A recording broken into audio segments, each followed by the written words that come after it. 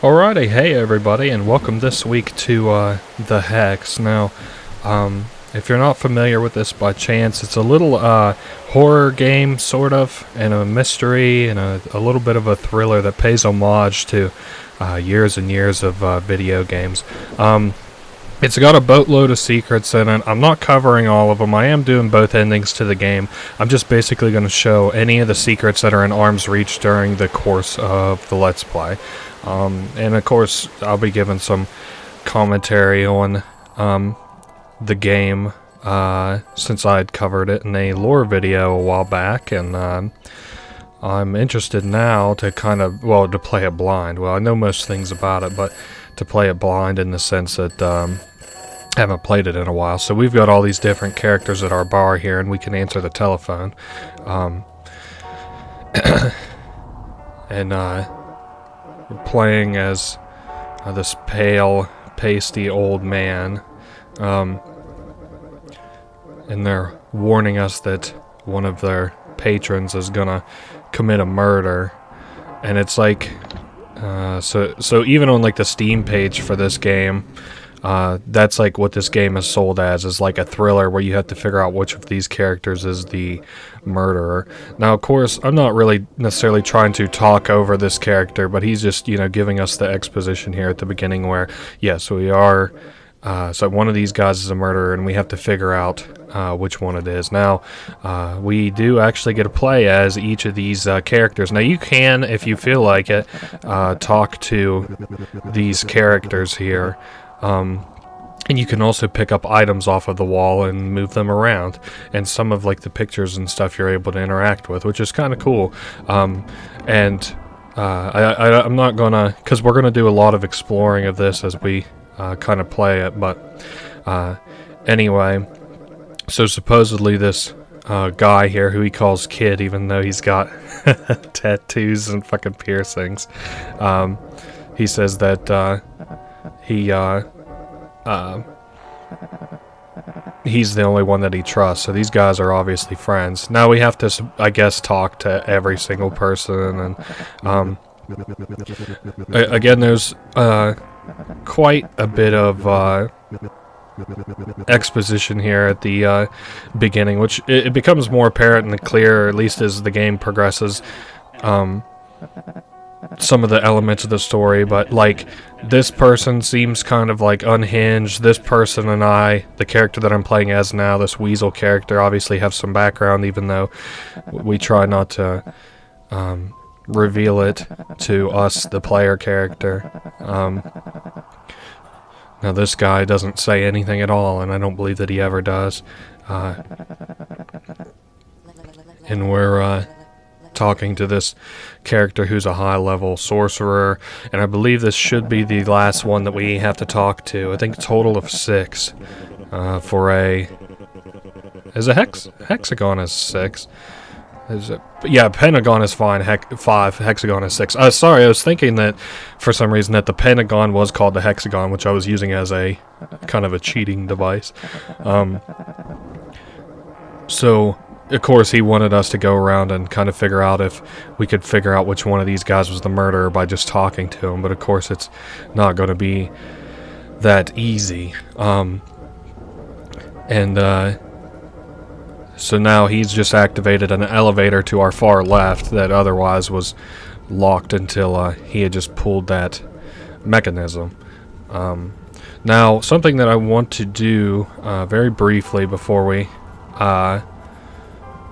move on is I kind of want to investigate this over here a little bit. There's a coin in which we can put into these soda machines, and once we have enough in these soda machines, they'll open for us and unlock secret areas.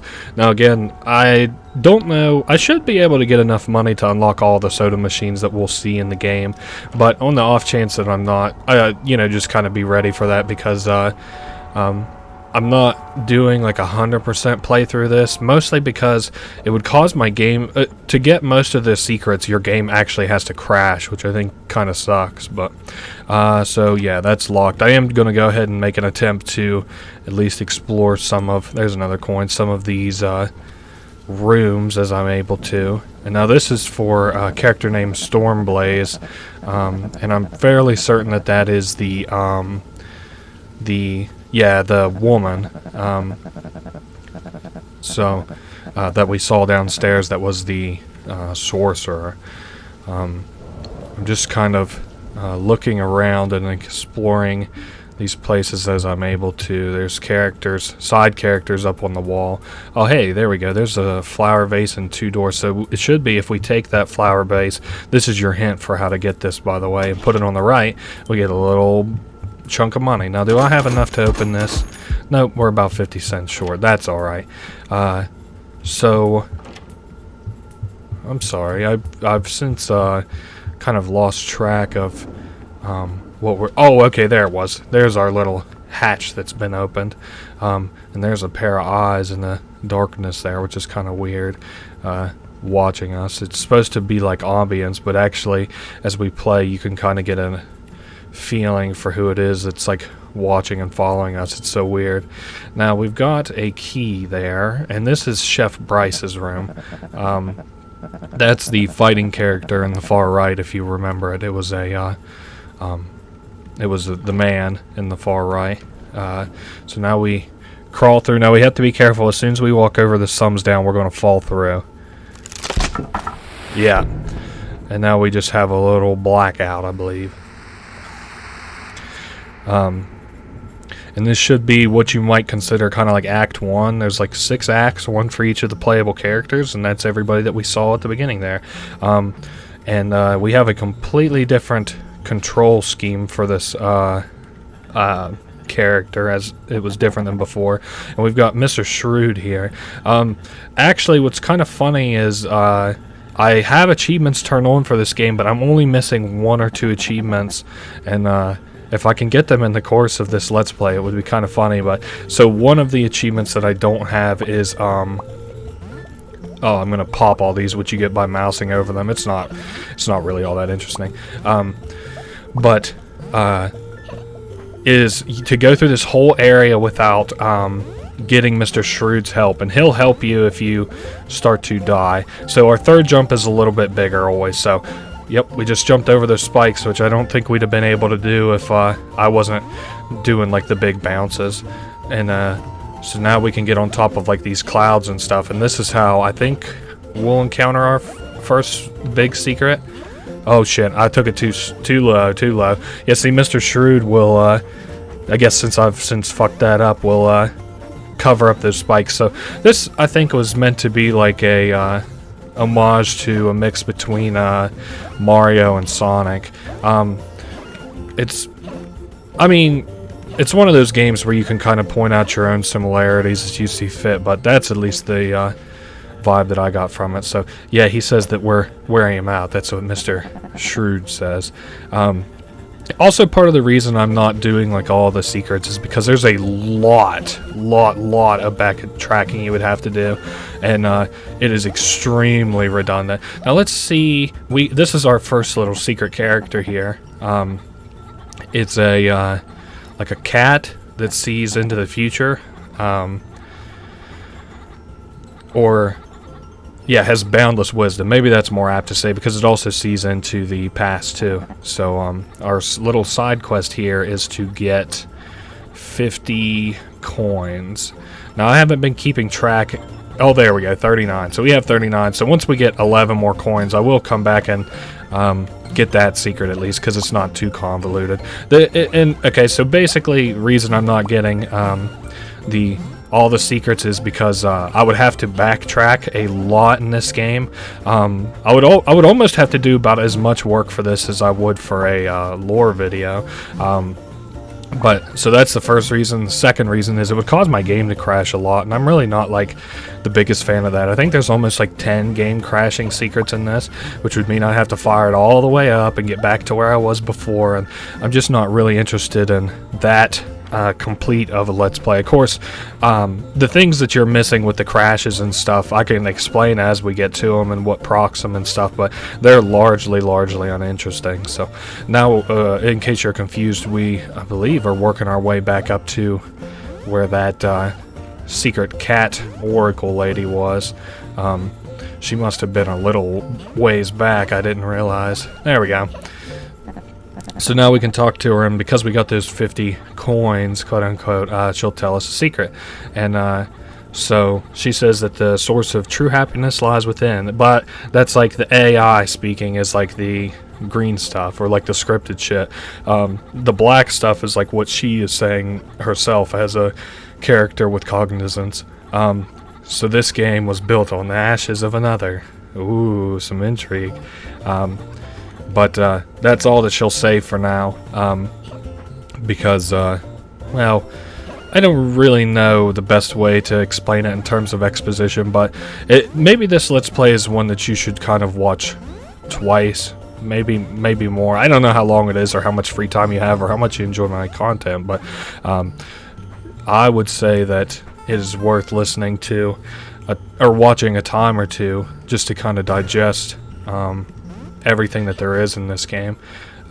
So we're getting advice from Mr. Shrewd again, and he's telling us that we're special, but don't let it go to our heads. This is like an analogy for game development. So here's Retro Game Lover, and I don't think that is a spoof account. I think that's a real kid. So like these are all what looks like real reviews. Oh, I had to think a second, because it is going to show some of my actual friends on my friends list, which is funny. So yeah, Super Weasel Kid. These are all like, you know, supposed to be like reviews. And in some of these reviews are characters from in-universe, which is kind of cool. So I got to figure out a way to go over to the left there. I don't even know if there's much to see over there, but so yeah, this looks like another just kind of a throwaway character, and people were praising it for how easy it is and stuff, which is funny. So is there anything to see to the far left? No, I guess not. And then we get shot with a cannon, at least in this first one anyway. We don't have any lives to worry about. There's no like bugs or nothing. It's just real easy and fun.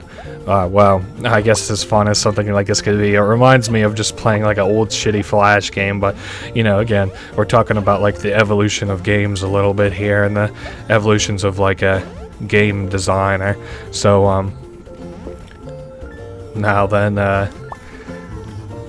okay, there should be, whoops, I didn't realize that there wasn't, whoops, I didn't realize that there wasn't ground there. Okay, there we are. So, oh yeah, we can hold in the clicker button here, and we'll like fly.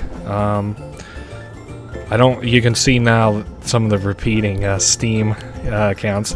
So there's in the top left, Super Weasel Kid. I think that's supposed to be a fan account or something. And then there's Carla51, which is actually a character that takes place in this universe and is a friend of the person who makes these games.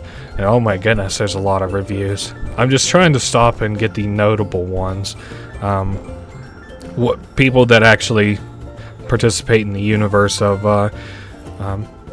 you know, that Daniel Mullen has created. So now we got stopped by a creepy character. I don't even know what you would call this outfit that you have with like a hood and stuff. But they're warning us to appreciate and to take better care of Mr. Shrewd, and it's like concerning us because we're in like a childlike kind of state, but we go to chase them and then we trip over our own feet. Super Weasel Kid 2. So now this is the sequel to the first one. I like it. I think it's funny, but so now Mr. Shrewd warns us that well, he's now telling us, you know, welcome to the new game and everything, and he lets us know that the asphalt's tough for him to break through, so he can't help us like as much as he was before. So he like can't tunnel through this asphalt. And now we have a life counter in the top left. Now, I don't remember just how penalizing that is.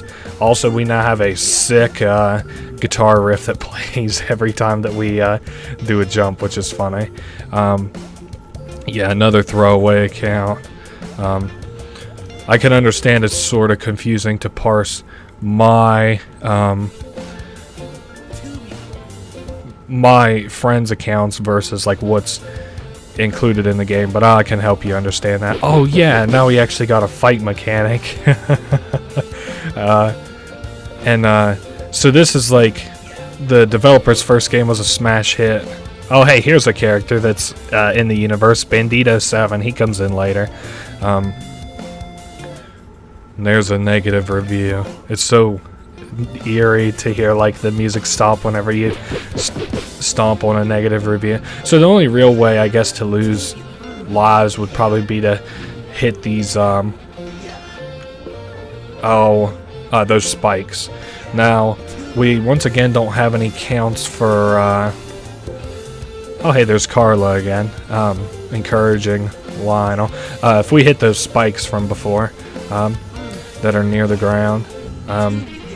Now we don't have a counter for our coins yet, and again I'm not really keeping track of them, but there is a that oracle in every section of this game. Yep, there we go. I was worried that I might not be able to find her, but there we go. So if you jump over that little castle at the end there, she should, if we have enough coins, and we should, give us another piece of advice. I don't really... Yeah, she wants us to bring 50 coins again. Let's see how many I have. Hopefully I'm not missing like one. Okay, I've got at least 50. So here's the green shit. Again, and she breaks out of it for the black text. So she'll actually give us some real advice. So the prophecy in her circles tells of the vengeance of a character named Reginald. So keep a lookout for a character named Reginald and his actions, I suppose. Oh, sick! The cannon's got fucking fire on it. Now here comes a little like sledding section. It kind of reminds me of like the maybe Sonic 06 or Adventures. I never played much of... I played Adventures 1, but I never played Adventures 2. And it kind of reminds me of the sections from Sonic 06, at least, where you would, like, board and stuff. Oh, yeah, we can fight these things. I keep forgetting. I don't want to lose all my lives. It would be embarrassing. I think I have to at least miss one of these to not have to restart this little section over, which is what I think happens if you run out of lives. Whoops. Hit that one. Uh-oh. Okay, yeah, I just wanted to be at the end. And then we do a sick little jump, and we're at the end there. Cool. Now we should have another little sequence, yeah, here. And he asks if we still trust, I don't know who it would be. Oh, probably his creator or whatever. It's so hard. They use, like, similar pronouns to like people who are taking place in the story without giving much differentiation. And so like there's like you, the character, the Super Weasel Kid. There's you who is me, the Let's Player. There's you who is like a embodiment of like the player character who's like playing these games. There's the you who is the creator of the games. It gets so confusing. So we've got a new character that is not Mr. Shrewd. He's got I think an American Italian accent, or a New Yorker accent maybe as it's known. He's like, they hired me to talk, so I'm gonna talk. Welcome to a brand new adventure. You can run, jump, maybe soar through the clouds, knock yourself out. So now, where before we got a little bit of help, now we don't get any help. So this is not a friend of mine, but it's just supposed to be a negative review, not somebody who participates in the universe heavily. Now there is something... Oh yeah, we're going to also be losing lives, but that's okay in this section because we just hit 0 lives. Now check this out. Yeah, we hit -1 live. So this game was really, really buggy. So here is a interesting little section. First game crashing secret that you can do. If you take your mouse, my mouse, and you tickle the chin of this mountain that I've got underneath of my mouse, it will actually crash your game.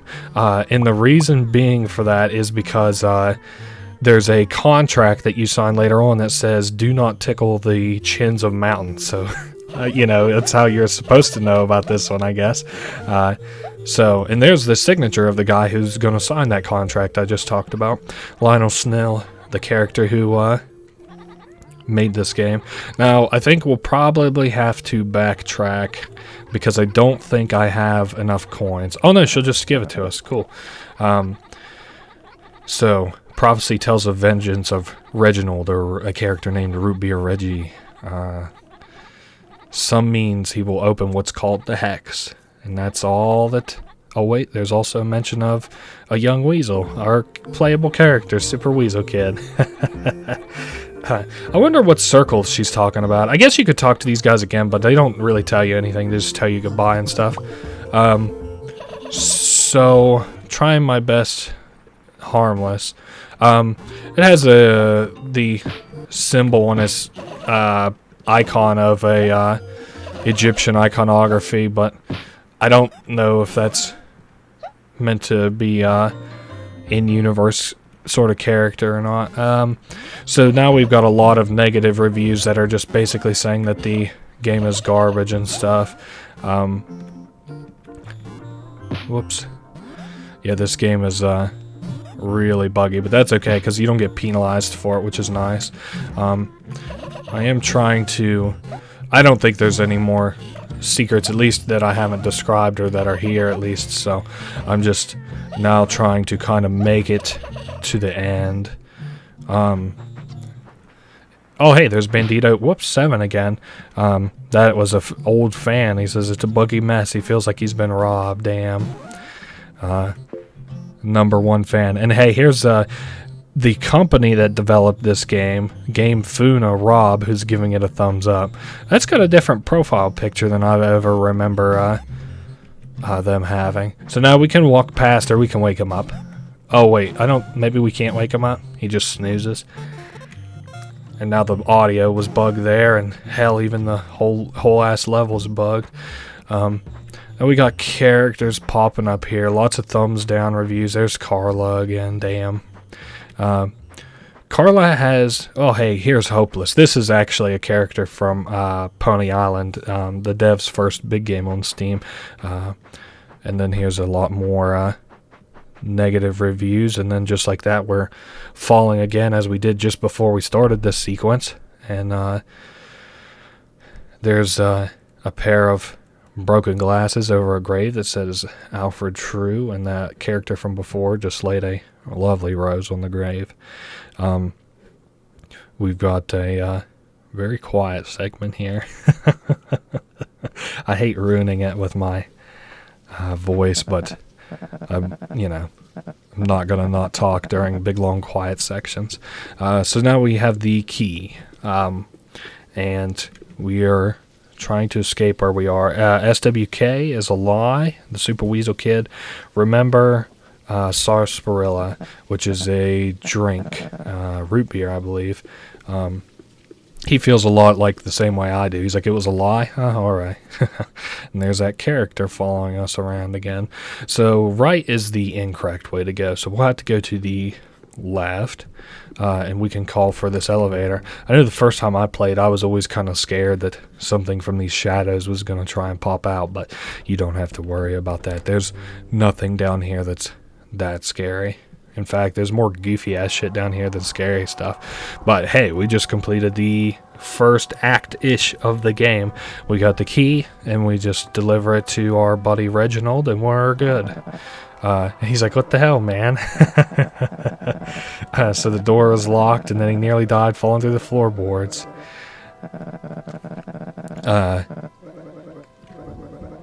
So it unlocks the kitchen, which isn't... he's kind of incoherent. But now then, we are playing as Bryce. I kind of forgot his name. So now we are the cook. We've been hired to bake pies, and there's also a coin on the counter I'm going to grab here in just a second. So we're going to grab the coin, and we got the key in our hand, which we can place down if we felt like it, but I just think that's a interesting addition.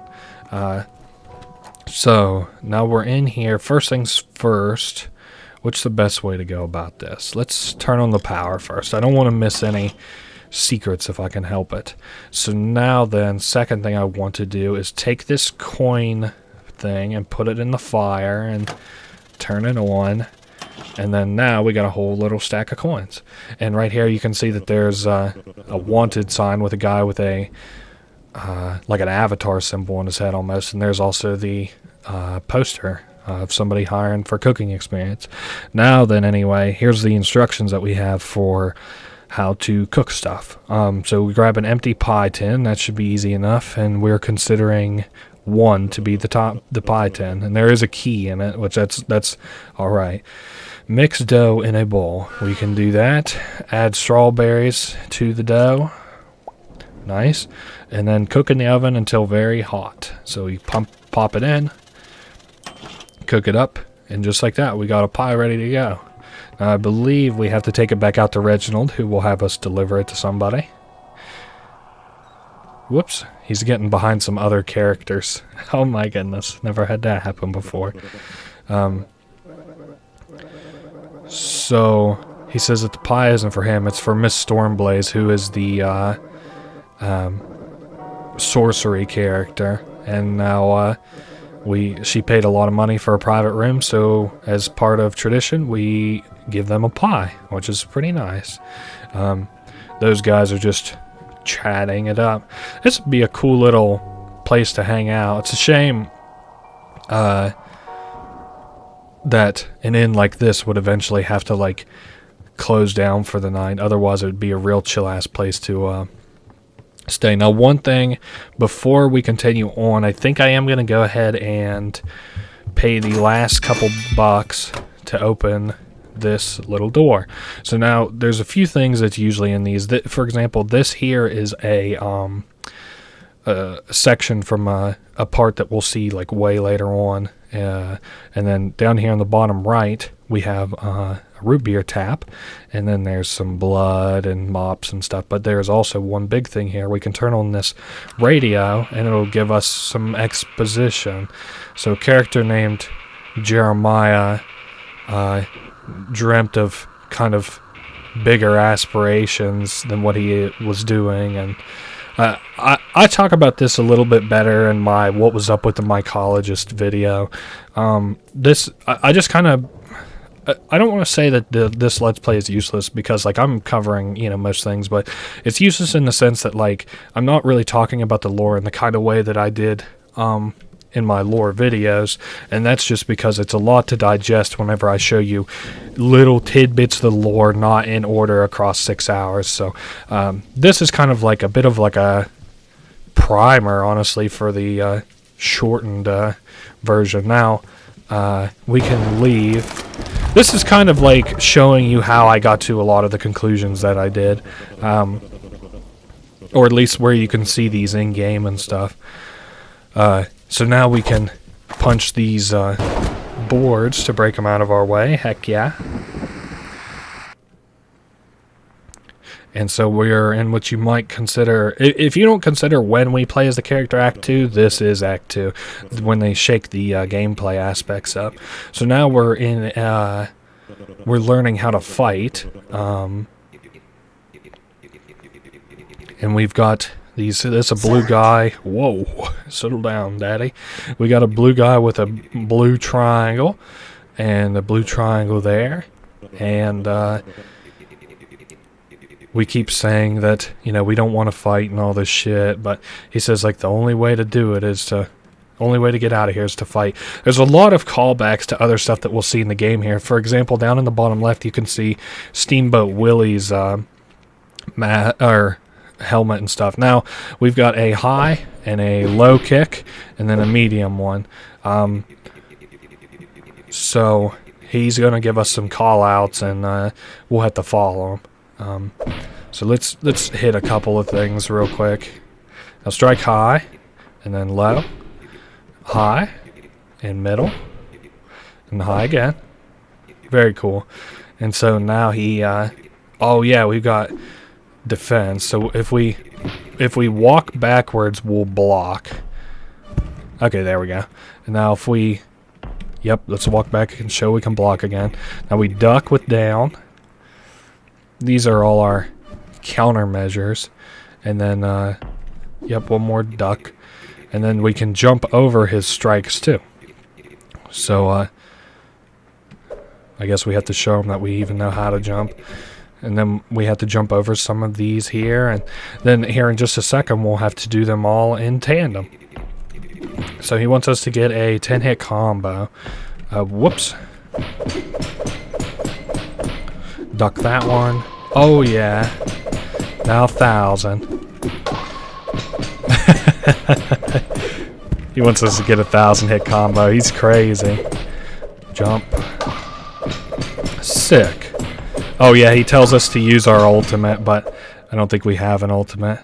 And then, so, like, just so you know, now he gets into the ring, and it's kind of interesting because we get to hit him, and he's like, whoa, you just hit me? And then he'll really lay the hate down on you. And he shows you that he's the boss around here. So that was that. Combat Arena X. So that's the name of the game where we just got included. Fighting against Bakuto.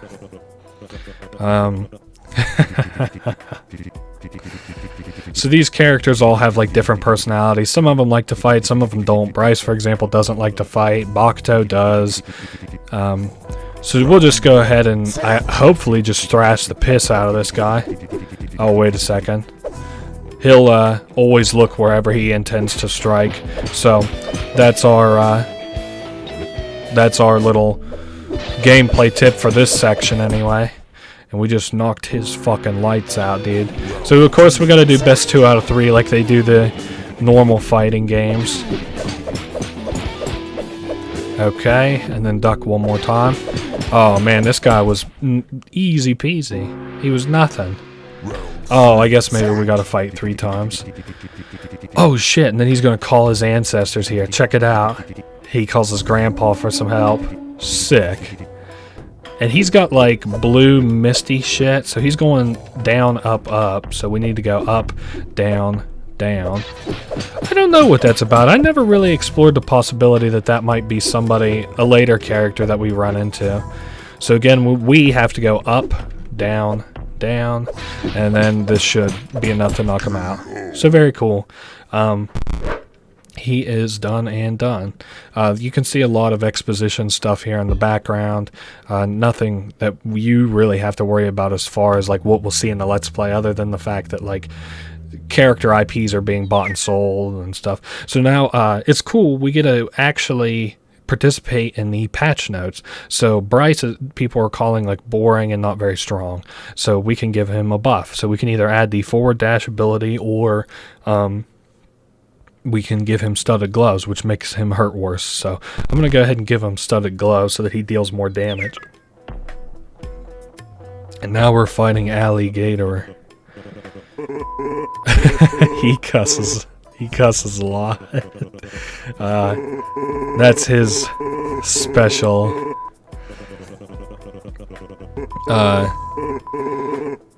So now we can at least fight him. Sorry, I got... Oh my god, he's cussing and tearing my ass apart. Oh yeah, he also sleeps. And he also, in his sleep, should say whatever his next combo is going to be. So maybe we just kind of have to survive his little onslaught and then tear his ass up.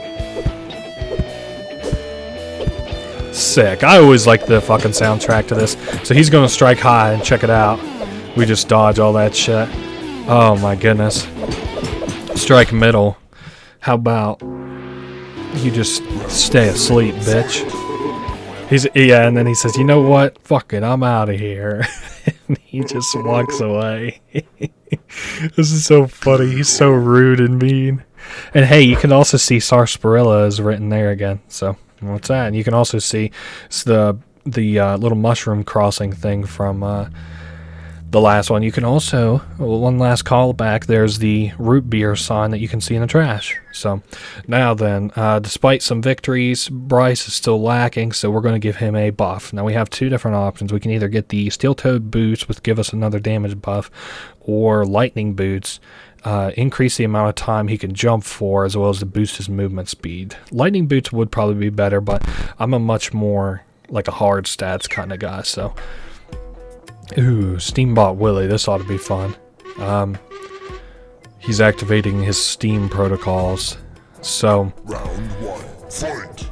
This is, yeah, we gotta block, hit him in the head. We basically kind of have to shake it up a little bit, the things that we do here.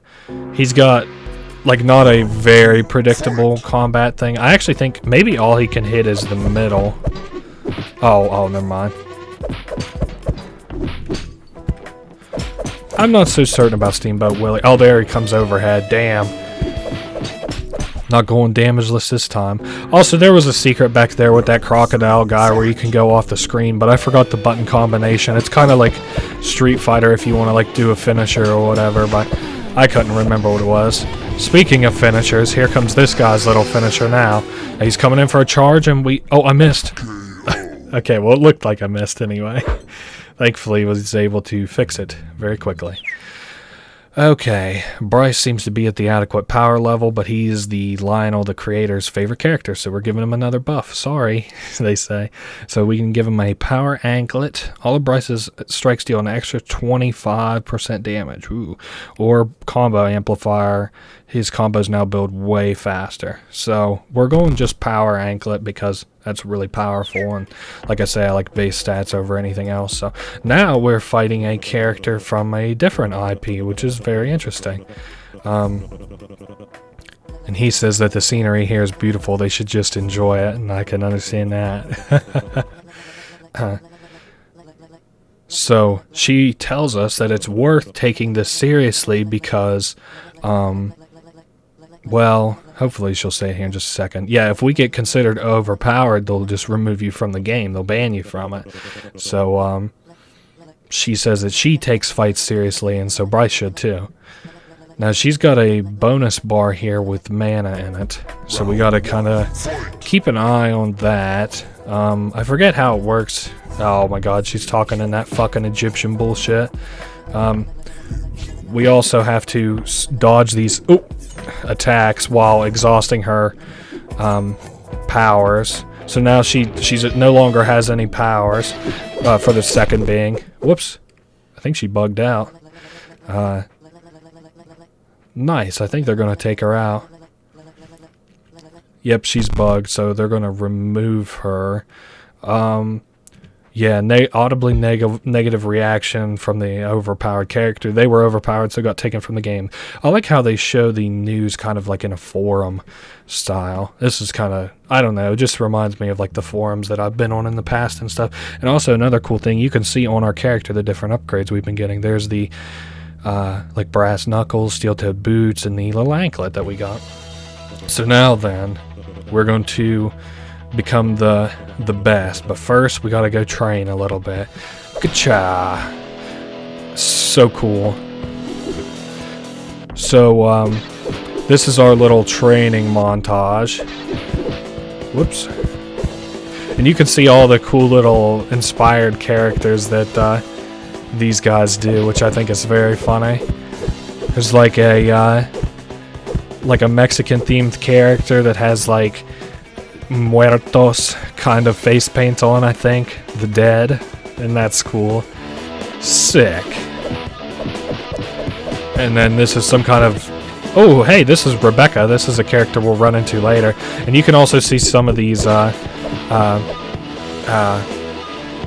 characters that show up later in the game. This is one of them. Combat Arena X, Wizarro, owned by Bryce. This is in the old YouTube style, but check this out. So we just knock him out. Now this character, I think we have to knock him out, but if we had glasses from before, which we could collect, well, actually we have to go to the future to collect them. We can give them to him to wake him up. But for now, we're gonna Kacha! Oh, hey, this is a bandit character that we'll see later. Let's just block some of this shit. So you can see our rating going up. We're coming up against only one person standing in our way, Sato. Oh yeah, Top Combat X, Arena X characters. We got Bryce the Chef and Dark Clown Sato. And So we're getting to the very end. Bryce has officially been called OP, so now just a little more training, and we should get to fight the big bad.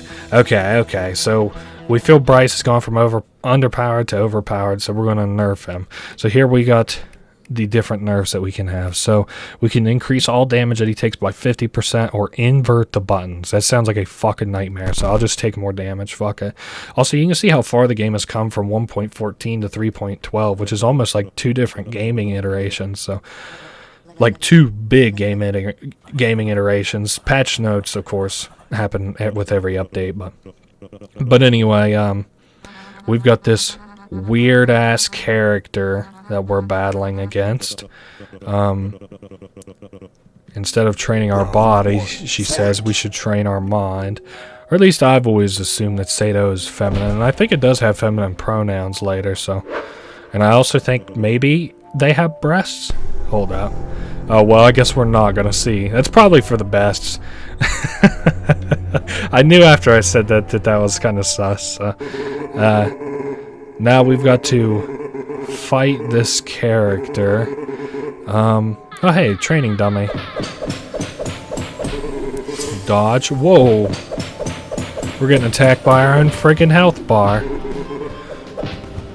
Oh, we have to land it in the middle of their bar. Oh, shit, I missed that. Okay, hold up. I'm getting my asshole taken.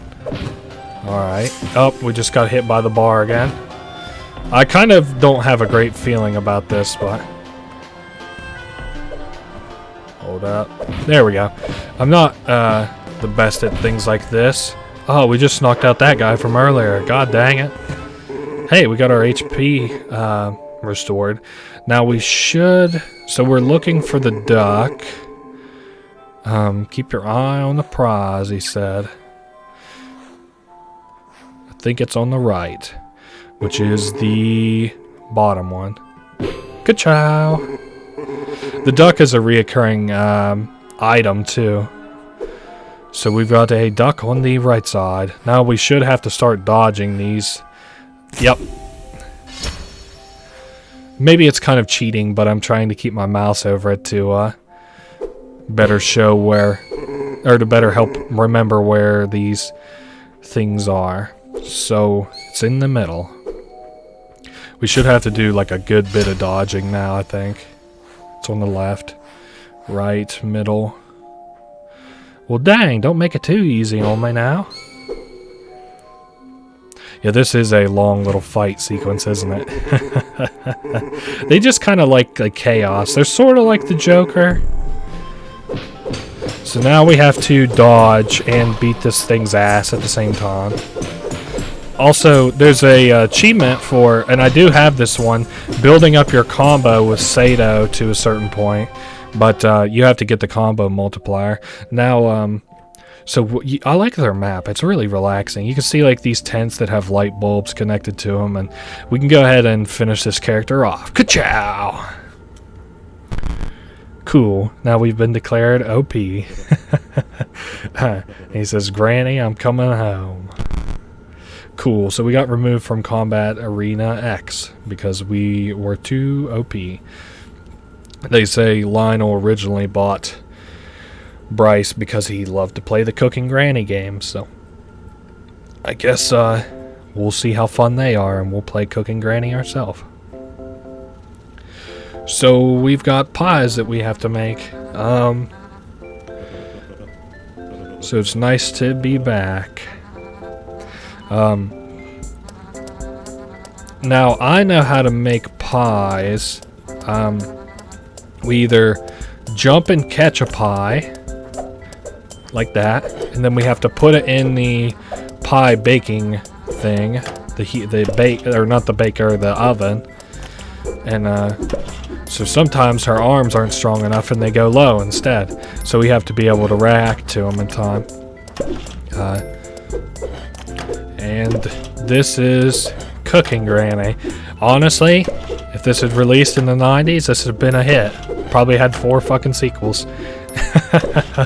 Sometimes I think it's funny how simple games used to be and kind of like how complicated they are now and the way that they used to take off just because like if you well I'm thinking sort of like in line with like CRT TVs where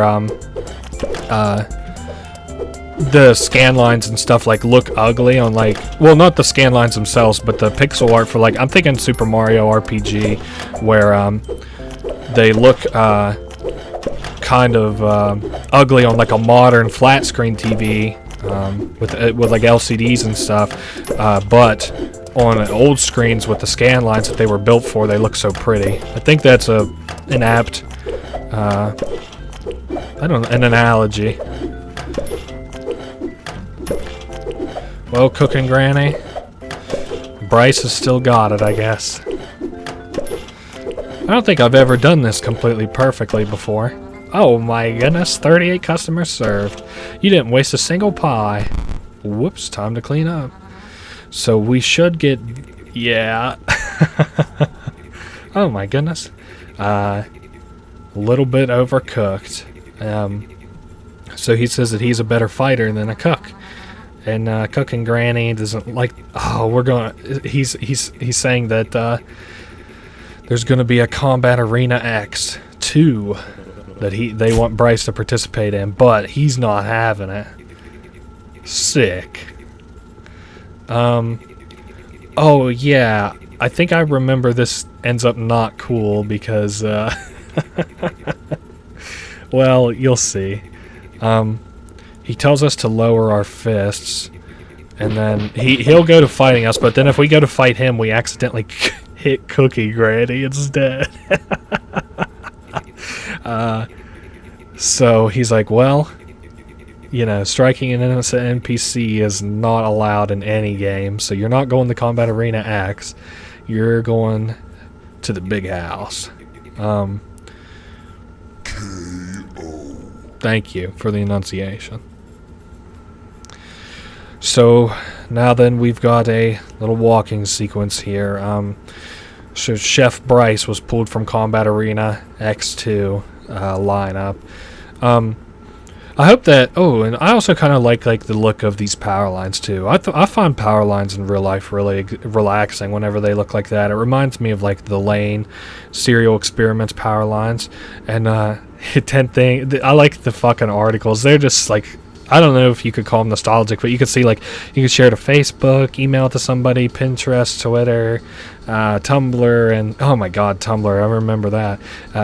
Then yeah, so this is like an article, 10 things he liked about her. That old lady could move. And here's like barbed wire, which looks like war shit. Oh yeah, and then there's the Super Weasel Kid.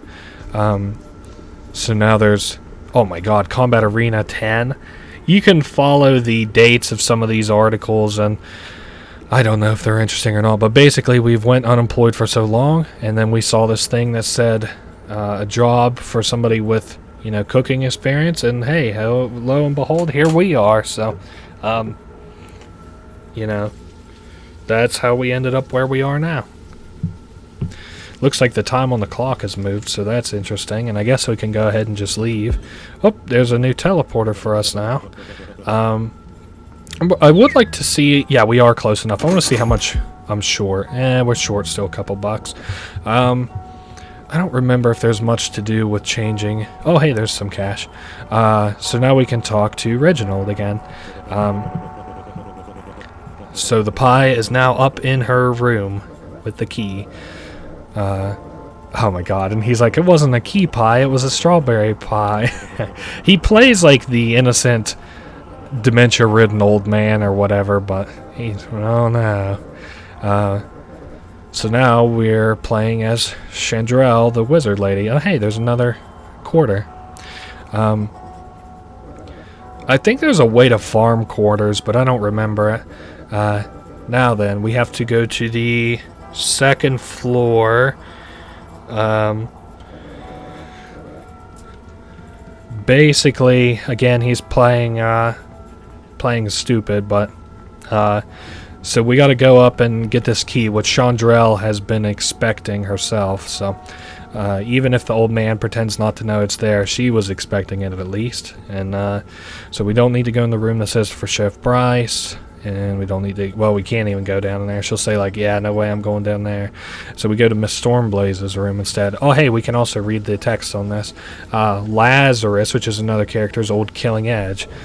So she wonders how it ends up in this room that's her little hotel room. And there's a note, I think. Yes, the agreement.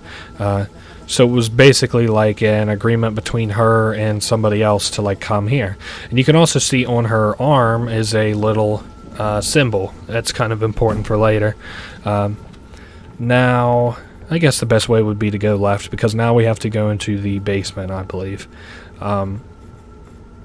So, oh my goodness, it's really coming down out there, isn't it? This has got really relaxing ass vibes, this game does. I know it kind of comes off as spooky, but I guess when you know where all the jump scares are and stuff, even though I don't even think this game really has jump scares, it doesn't really come off as that spooky anymore. I also am sort of feeling like I went the wrong direction. Fuck. Well, hold up. I can grab something down here real quick. Grabbing a coin. Alright, I'll be right back whenever we get to the place where I'm supposed to be. Oh, okay. I forgot to grab the headlamp because it is, as they say, dark down there. And here's some purple text. Is there something you're not sharing with me? So now I'll see you once we are down actually in the basement again. Alright, so now we should be able to actually see. We've got some money that we could spend in there, but I don't think we have enough right this second to spend it as quickly as that. So that's where we're supposed to go. I don't think, well, yeah, there's money. That's what I was looking for. So we got about 50 more cents, which is good. Now we just basically have to start the power in here. Let me see where that might be. Ah, there we go. There's the power, and there's a little monkey man running away. Oh, and hopefully, yep, one more power, and there we go.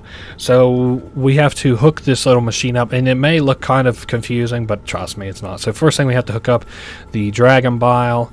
We just have to get these tubes hooked up to here, and then we just hold it in. And it's kind of gross, all the things that you have to mix, but oh well. So Dragon Bile is the first thing. Now we have to mix Sphinx Milk, which is not on the left. It is on the right. So Sphinx Milk goes up right, and then I wonder, there's water there.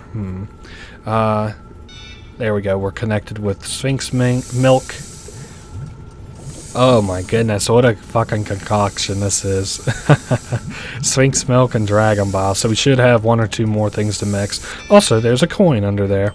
So Kraken Tears. Oh, okay, that's what that is. So Kraken Tears go up to this blue pipe, and then it goes over the screen, and it comes down over here. So now we just connect this pipe and fill it with Kraken Tears. That should be the very last thing that we have to fill. So now the operating table is online, so we can lay down, I guess. This character in our head is telling us to stop doing what we're doing, but we're not going to. Now we've got our head hooked up to this this contraption on the left, and then we also have this shit on the right that looks like a evil experiment thing. So now we should be in Act 3, which is cool. Alrighty, so we're in Chapter 3 now. This one's kind of interesting. So I think I'm going to show you a secret here at the beginning, if I'm able to, without completely disrupting the flow of the game. Also, just a warning, the gameplay is going to get loud. I'm going to fix it in post, but just so you know, well, I'm going to fix it in post, but just so you know, for me anyway, it gets much louder. So, I'm kind of saving what is the exposition here for whenever we come back and do this. So any button that we press, it's going to, there we go, it's going to say that is our name. Chandrel, the sorceress. So anyway, there's like a little secret here, and this is going to be probably the only time that I'm willing to, like, you know, restart a little area or whatever. So if you put in Entervale, not Endervale, like is later reference, but if you put in Intervale AL, and as soon as we click E, there we go. Ouch. Man, my god, that's so loud. I don't think very many people know about this secret. Oh my good god, it's so loud on my end. Holy shit. And you have to watch out for enemy placements, because if you don't, yeah, see there's an enemy to my top right, it'll break us out of this sequence. But anyway, we've got different little stuff here, like we got a set of eyes. We've got this text box that keeps popping up, his father pure evil, which I think is in reference to like the devil. But I don't really know. Now what we're looking for is, there's a lot of like little stuff that's said on the background and shit. I'm not gonna really be able to show this all just because this part is so fucking zoomed in, but Pitiful Soul Weak, I think that's in reference to the game that was before this. That's who we're looking for. This is a character that's going to pop up here soon enough named Valamir, I think. But I wanted to show who was doing these text boxes anyway. But there's little throwaway text throughout the other areas, and you can encounter enemies. Whoops, yeah, see, I just got snapped all the way to the bottom right, so... And the music just kicked in, so...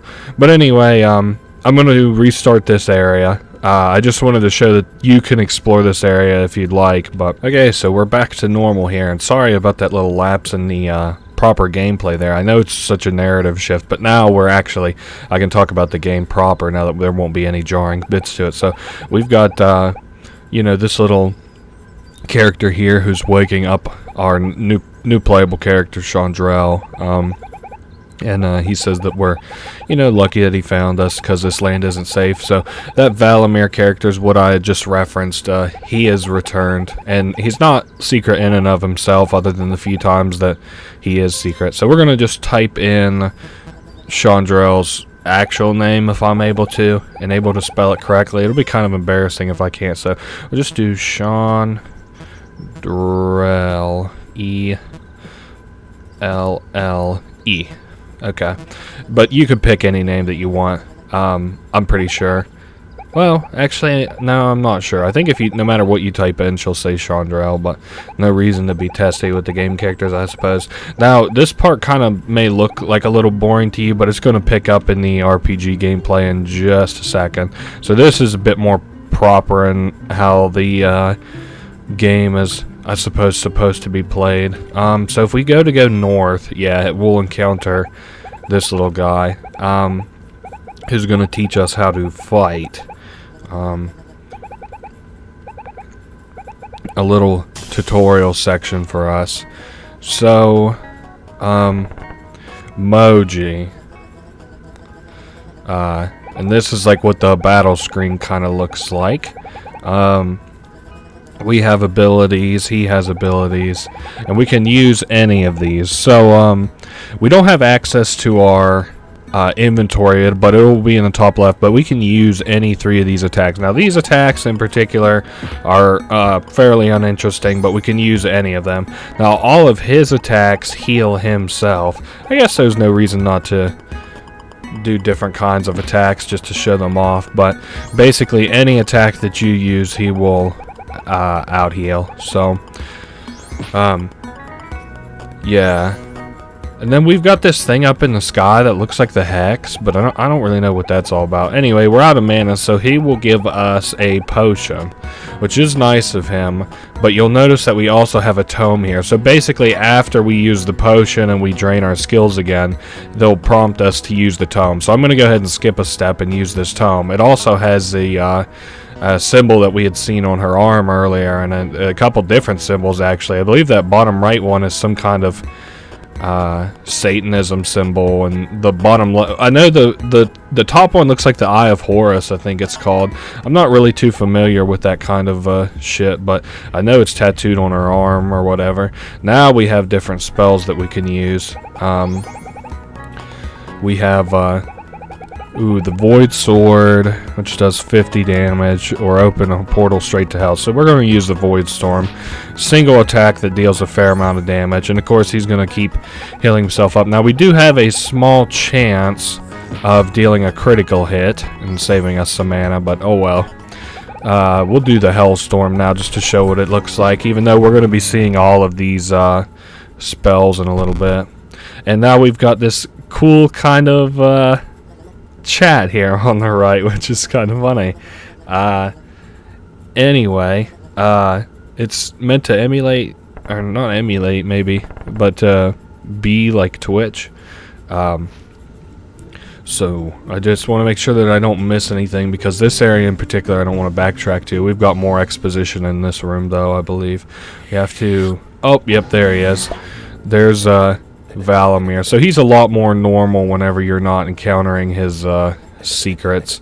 So that's his book that we had used, was Valamir. So I don't know, maybe he's some kind of a... maybe I should make like another video that shows like these weird connections. But we're looking for 3 orbs of power anyway. There's like a pentagram and shit. Something for me to kind of look into.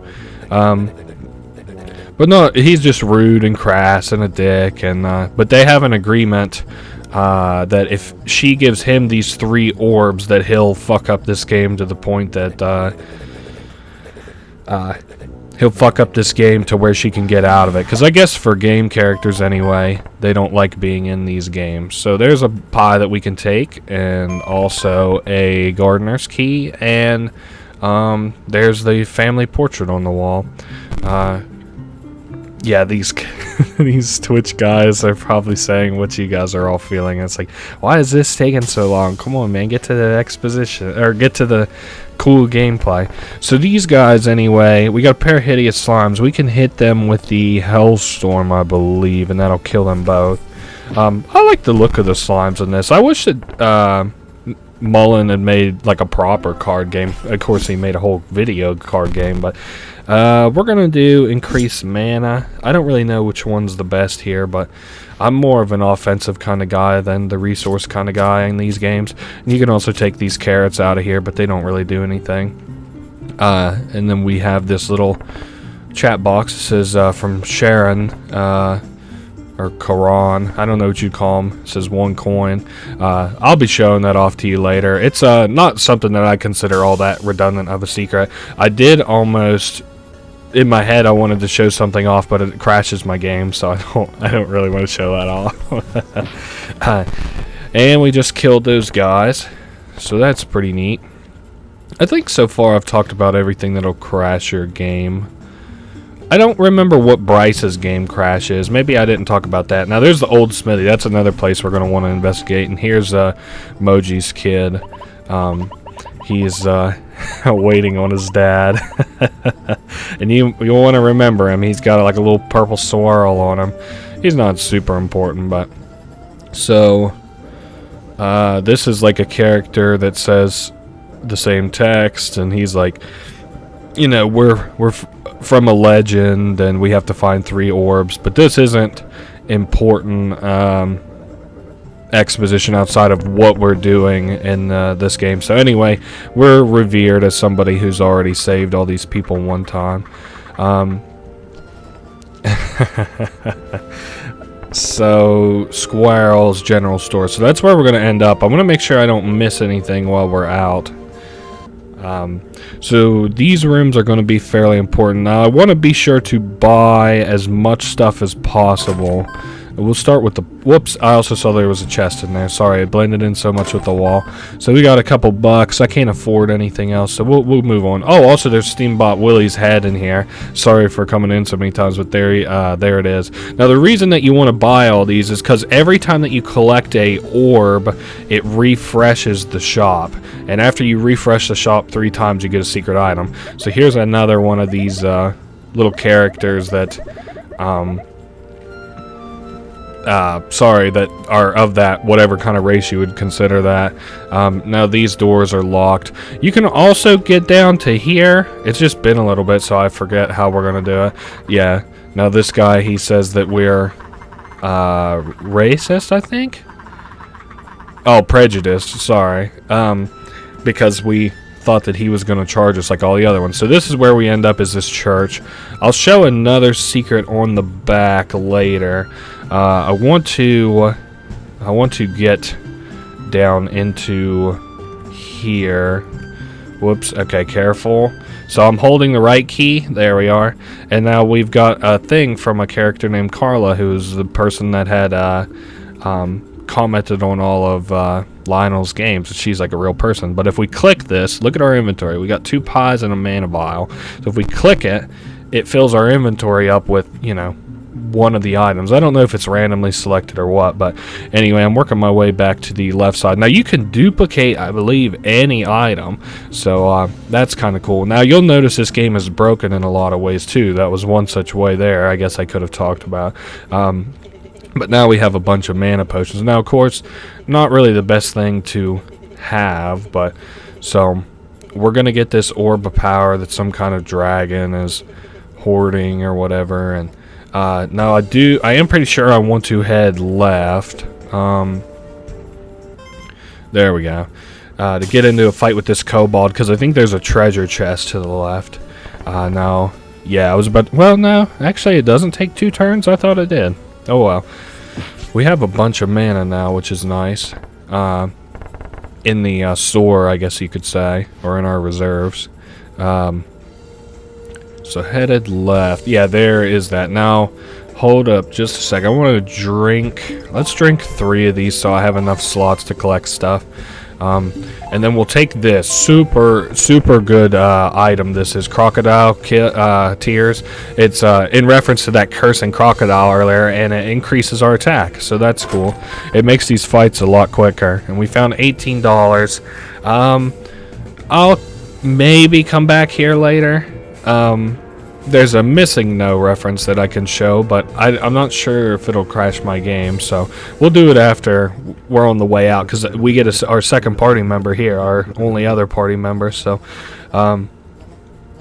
anyway, they've got some dialogue here where they're talking they're breaking like the 4th wall, and hey, look at that, he's got like a little thing on his head with the arrow or whatever, and his name is Lazarus, and he just joined our party. So now then, the dragon, if it's any indication, is up in the north, and we've got these kobolds along the way. Now for the next little bit, it's gonna kind of seem like the gameplay is going to get a little redundant, but you'll see it isn't quite like that.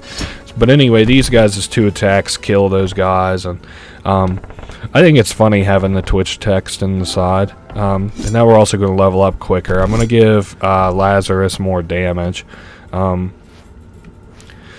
So we keep heading north. We should get combat encounters. Maybe no, actually it's right here where we stop getting combat encounters. So like if we go north, he comes out and he says we're at the shortcut to the boss. There's a gap in the wall, Collider.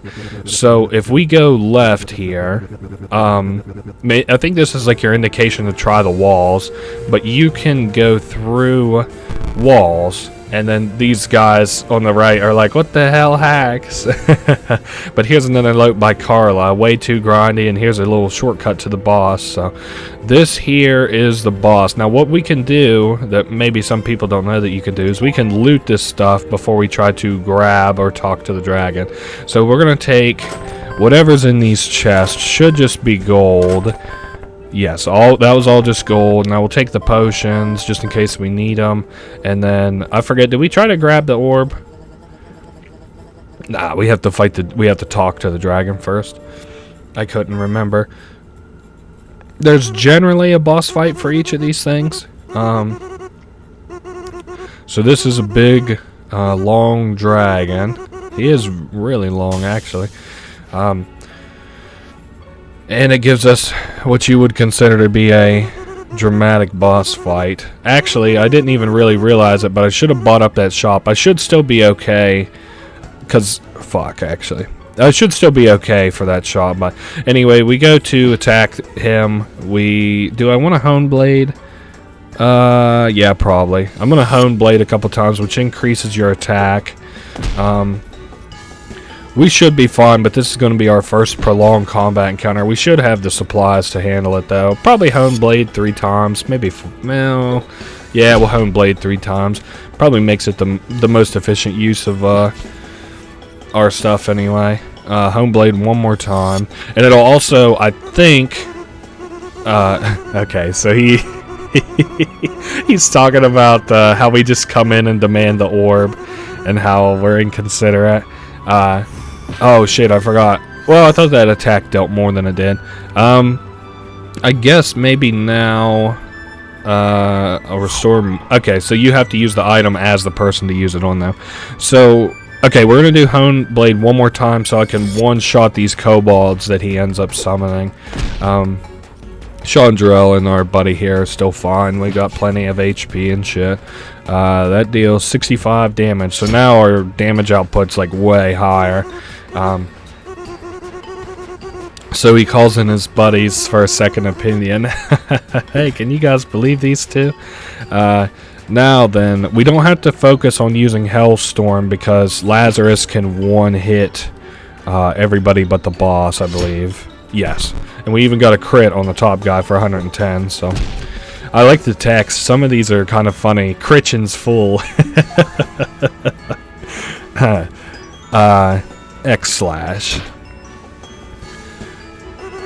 So, he's still giving us some flack about the fact that we're just breaking into what's essentially his home for no reason, and then assaulting him.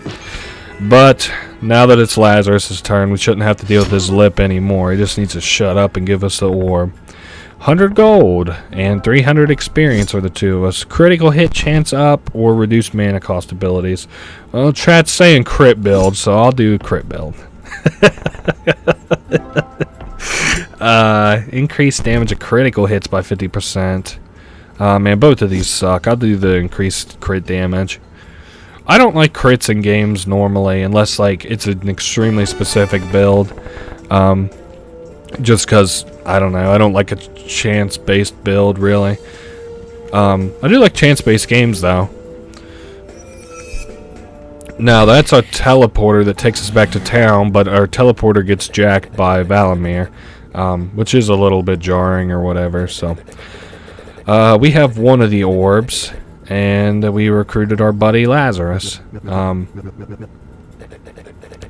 Now, once again, we got some fourth wall breaking here where we're talking about, you know, how we need to collect these orbs for him so he can break the fucking game. And but if they're worried about getting more sequels, which I guess is redundant. I guess living the same life over and over would suck, but... And there they just talked about Endervale, how this guy can give Lazarus a sword from Endervale, and then later we get references to Entervale. I don't know, it's weird.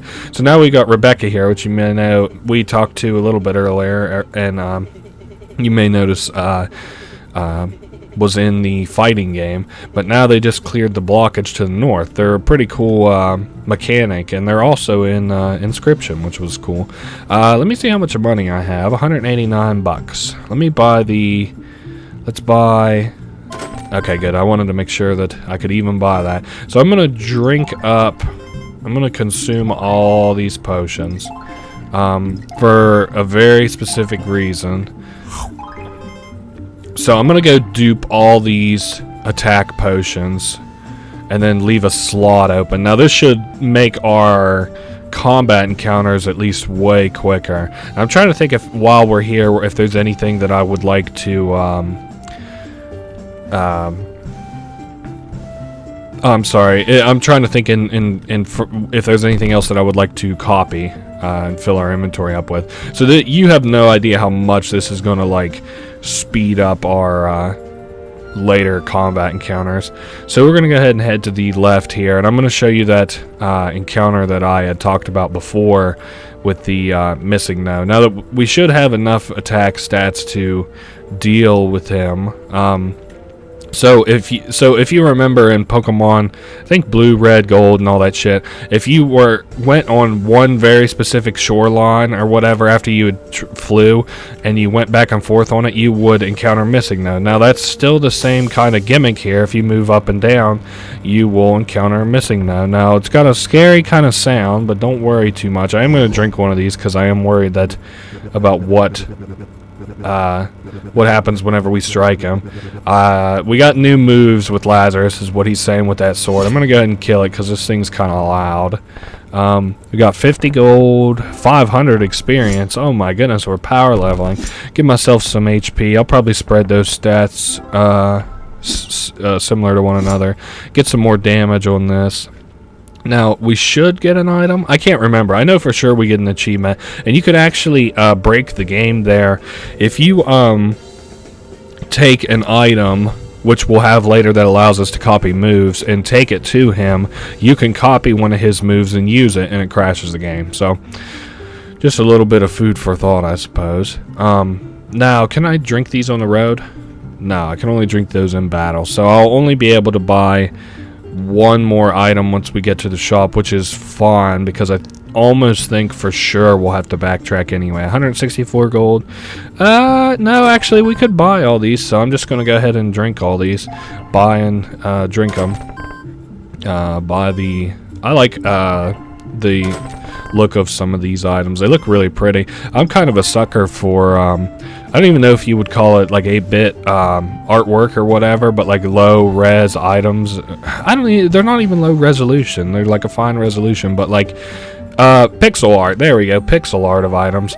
So our little buddy here, our Moji looking fella, is getting accosted by a some, what do they call them, Lamias. So attack, I don't know. Let's just hit them all with some damage. They'll be dead in a turn or two, so it's really not that worrisome. So now, yep, we attack all of them and increase our crit chance by 10%, excuse me. So we keep attacking. They've got healing moves and stuff, but it's not that bad. Berserker Slash. Oh my goodness, I sort of figured that they would have been dead on that turn. That's alright. This stupid green one keeps healing. If we hit with that, and then we do Lazarus's all attack. Aha, there we go. Lazarus's all attack now does 300% damage, so that's kind of sick. Yeah, I didn't really think we'd be primed to level up again. Anyway, our little buddy here is going to thank us by giving us some directions. He's going to tell us that they're to the top left or whatever. And as a favor for saving them, they'll let us use their bike. So that's cool. So we run into it. Now we have a new, in the top right, bike little thing we can use. I don't think there's any broken way to use the bike. But I do know that there is some stuff that I want to do out here in the desert. I want to comb the bottom left to make sure that I don't miss anything.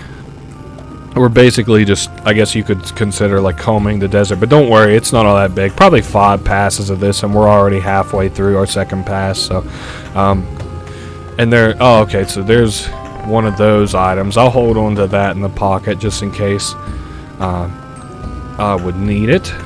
So this is where we're going to end up. So if we talk to this guy, who will give us the, well, this is the direction for the Orb of Power anyway. So we'll need 36 golden onks. I think that's what they're called.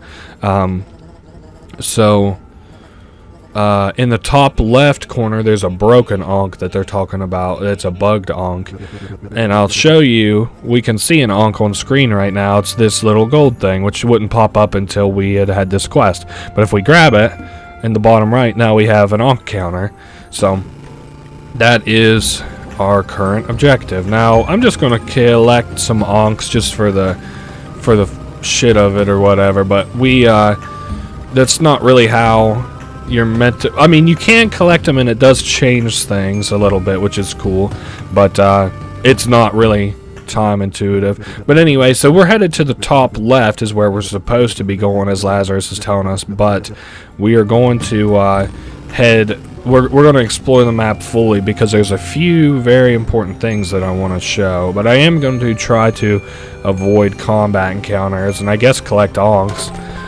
We got 15 gold, and I did already buy out the shop for this orb, so that's, whoops, fine. Well, we got a combat encounter. That's not too bad. Hopefully we'll be able to kill this one in no time flat. I forget where you can go to grind levels. Oh, you can go back and grind that Kobold Cave that we was in to grind levels, but it's really not worth it. Anyway, we crit the left guy, and I think Chandrell crit the right guy before, so that was a extremely quick battle. And every time that you're in combat, it removes the bike from you. So we're going to go ahead and drink the mana potion, and we're going to take this here. This is a coin that's from Mullins' other games, and it's called the Strange Coin in this. I don't really understand its significance, but oh wow. Man, we've got a whole bunch of onks already. It'd almost be worth doing it legit, but we're not going to. So we go up into the top left. Now there is one forced combat encounter, which is, you know, whatever. Ooh, a big one. So let's do Hellstorm. Let's hope we don't die. And we'll do Berserk Slash. It shouldn't kill anything. Let's see what they do as far as damaging and heals. Heal. Shit. And another heal. So then we do... Whoops, I didn't mean to do Blood Pact, but that's okay. I guess that just means that I'll go ahead and use these attack boosts.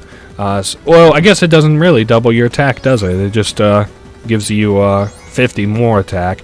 But anyway, this time they should be dead. So if I use Hellstorm, okay, good. And then we use Berserk Slash. Sorry, the fucking chat, whenever it pops up, I read it and it says little goofy ass shit that makes me laugh.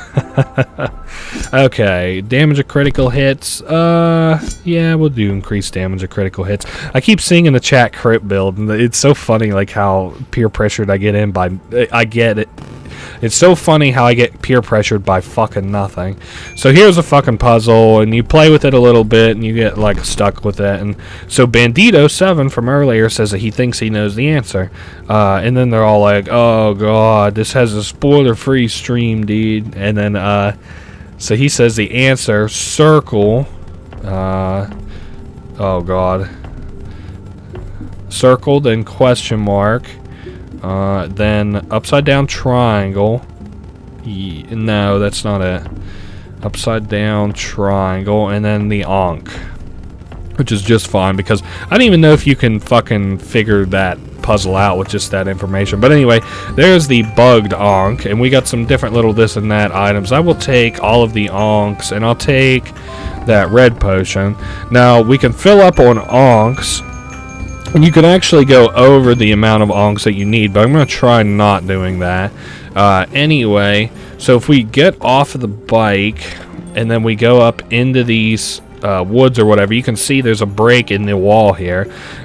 We got to weasel our way in here. So now, so this is a little note that says, no one will ever see this, so I might as well use it to vent. Fuck you, Lionel. Working for you is a nightmare that I regret every day. What a mess. And there's her little duck thing.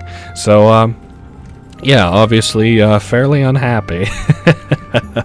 Now then, we're going to head south down to the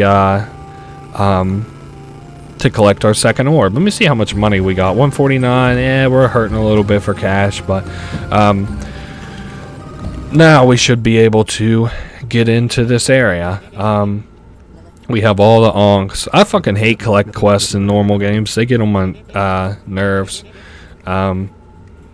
So I think he's saying how real they are. I think that maybe if you get more than the number of oh, he gives us a new ability. I don't know if we actually got the ability or if it was going to be an item, but well, I guess I'll go ahead and heal up for this fight. Anyway, if you go over the counter of onks, I think that he gets mad. So now this is a Sphinx, I think. It's kind of ugly. So yeah, there's a new set of rules in this fight, which kind of sucks because I think it's quiz based. I can't remember if there's any actual consequences for or if there's any gameplay outside of the quiz. So anyway, it's now a game show. Welcome everybody. So we put away our swords and spells and prepare to be riddled. Oh, we got riddles. What is black, white, and red all over? What the hell's a Lamasu? A news scroll. Hey, look at that. And each time we get like a little unk or whatever. What walks on 4 at dawn, 2 legs a day, and 3 at night? It should be a man. A human. A wizard's beard. I see you can keep... it keeps showing up in the question answers. So here's a big one. Female cockatrice lay a 4-month gestation, blah blah blah. It's a bunch of bullshit. Anyway, so now Bandito gives us the correct answer, and he watched a man named Trevor X play this battle. I think that there's just this a spoiler, and then later on, oh fuck, actually, I was not paying attention. Hope it's 3. Oh fuck, I was too busy reading the chat. An old man sits by a pond. His wife is beside him from dawn until dusk. Leaves some... Okay, hold up. She... Oh, he remarried. Uh-oh. God damn it. She's a wraith. Oh, and then he says some Egyptian text. A wizard's beard. Thank you, Bandito. Oh, Bandito got banned from the chat. God damn it. Hashtag free Bandito. So funny. So a sponsor question: what drink provides the most refreshment for gamers? That would be Popper's root beer. Of course, you should know that. So what has a face but no eyes and arms but no hands? Now there's well, wait a sec. A clock. I love all the the chat who was shit talking Bandito, and now they're hashtag free Bandito. Bed but cannot sleep, runs but cannot walk. That is a river. Oh my god, I fucking love the answers. A giant. Final question. Okay. What's my middle name? Trish it is, but Bandito made a new account. Her name is Trish. Hilarious. I love his name as fuck you mods. So spiteful. So she has a question for us. Or no, she doesn't have a question for us. She just died. Thank God, we got 200 gold, 400 EXP. Of course, we're gonna share. Like damage. We'll do damage. I saw crit build some in the chat, but I like damage too much more than crit. Okay, so now we could collect these. I'm not going to because they'll fuck up our counter. And then we got the second orb of power. There should be a teleporter in here, I thought. Well, I guess not. I guess we'll have to walk back. That's okay. In the meantime, we can review our inventory a little bit. We have some of these power potions. We have this coin, which we're going to use fairly soon. I want to kind of not like do like a little secret little secret compilation thing, but like the secrets in this are going to be spread throughout the whole Let's Play, and then also they're going to well, Let's Play of this area, and then they're also going to be kind of condensed. So we want the key. Yes. Okay, just wanted to make sure. So we got a smith key, and we also have root beer there, which I think, well, I'll stock up for this trip because it's going to be kind of a long one, and it's also the very last, well, hold up. Yeah, it's the very last thing that we have to do. So, firstly, we'll go down here to this, and we will give this coin to Sharon. So now... There's more text. Spend months on this feature. Feature cut by dumbass boss out of spite. Nope. Enjoy. From Carla. So, now we've got this place. Now I have to make sure... I think my inventory is full. God damn it. I forget if we get a new item. But so now we are at this person's fishing paradise. Here you can walk, fish, and maybe even bask in some plumes.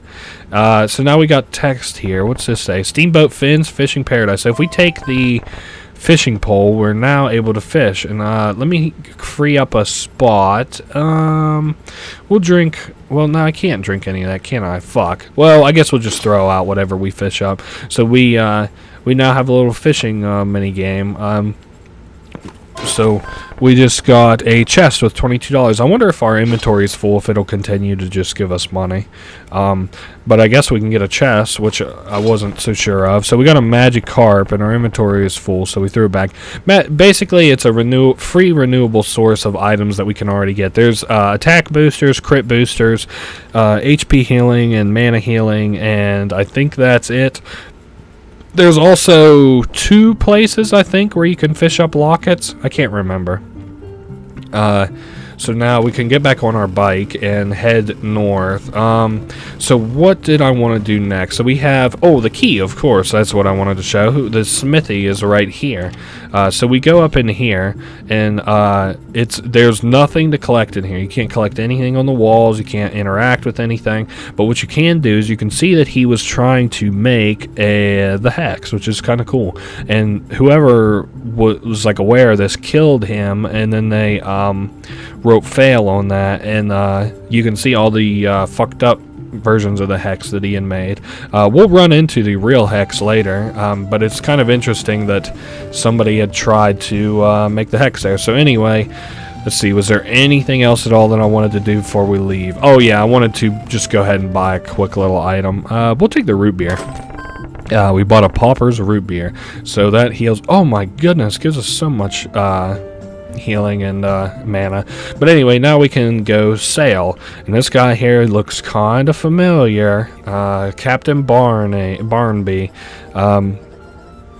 So he's taking us out to sea. There's a orb of power out there, contained inside of a great beast. So not going to wait on him too terribly long. We are now on the ship though, and there is things to collect, but I'm just looking at my inventory seeing if there's much worth collecting. There are also these combat encounters, but they're whatever. I'm going to see if I'm able to... Nah, I'm not able to kill in one turn, so I'm just going to go ahead and pop a attack boost on both of us just to kind of clear up some inventory space. Then next turn we should be able to kill this guy. Well, actually, even if we're not able to kill him, I can still use Blood Pact and do a lot of damage, so...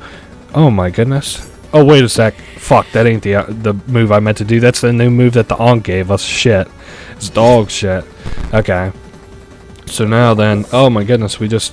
full cleared, and so we got Ankh Storm, deals 100 to all enemies and costs 35 mana. Oh my goodness, holy shit. And we crit the last guy, which was cool. So we got 20 gold, 260 experience, no level ups. That's okay. We're getting not to the end necessarily, but we're getting in the thick of it now. So we want to talk to this guy who's been acting kind of weird. We're getting close to the Kraken, which is what we have to fight, and he left a map in the cabin, so we kind of need to take a look at it. And the Kraken is actually a card in the Inscription. It's kind of hard, since I did these Let's Plays in the reverse order. It's probably best for you to watch the Hex first, and then watch Inscription, but anyway, it's not all that deep. So... 50 damage to all enemies. That'll clear this area. Now I do want to have our buddy here drink a attack potion, because I think in lieu of a boss, we have these kind of more difficult combat sequences. So, and I mean, they aren't even really all that hard. You see how quickly they got me able to, clear them and stuff.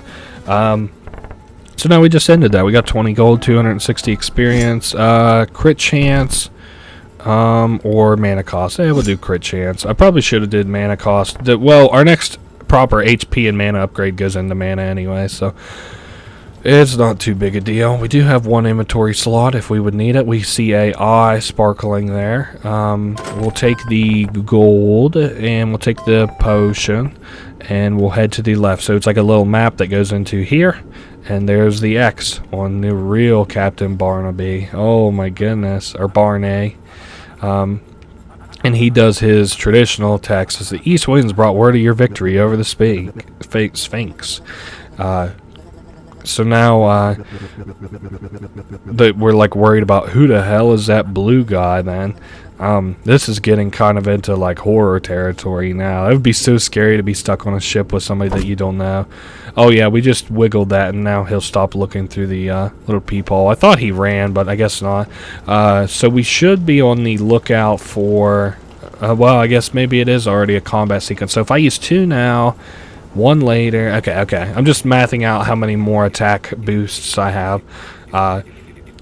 So... now this guy starts to drop the act. He's thinking it's funny, so we're going to fight him. Yeah, turn-based combat has made us soft. I guess, yeah, this came after Combat Arena Axe, so that's cool. Now then, let me take a look here. Enemy index not found. Irving. So... oh yeah, he says that you're gonna show up and beat me while everybody's watching, but he says that because he steered into the fog, they can't see these game characters fighting, so that's cool.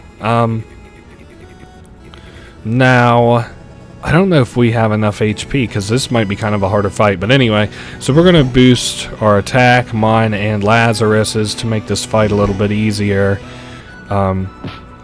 Yeah, he's coming in and attacking. We're going to do Void Sword. I wanted to just make sure that I don't get... oh my god, 300 damage. Basically, so I didn't get any... miss any attack boosts or anything. But anyway, Combat Arena, he says that the best fights were when we ran out of mana and we had to fight with our fists. So now... he should do a little cool thing where he takes away our mana bar, and instead of that, we should... well, actually, I guess not. Oh, trust me, you'll see it. If the target is killed... oh, okay, you don't have to worry about that. So do you need some help? Here, he gives us a new... or gives us the ability to fight or whatever. So we have to fight like this now. So it's a mixing of the... 2 games, kind of, or whatever. Whoa, he got my ass there. And then, oh my goodness, yep, beating his ass. Oh, another kick move. You should know that ain't gonna work. Oh yeah, now we can use his attacks in conjunction in the fight, which is so cool. And we crit too, holy shit. And Irving is fucking down for the count. That went crazy fast and crazy easy. Now it kind of looks like we just hit something. Now then, the fog is clearing, so he has to bounce. Irving does. So he goes out of here. Now then, there is the Kraken, which we hit with the ship. So I'll go ahead... let's talk to this guy first. Whoever this is steered us out of the fog, and of course this is a character from earlier. Don't look a gift Kraken in the mouth, right?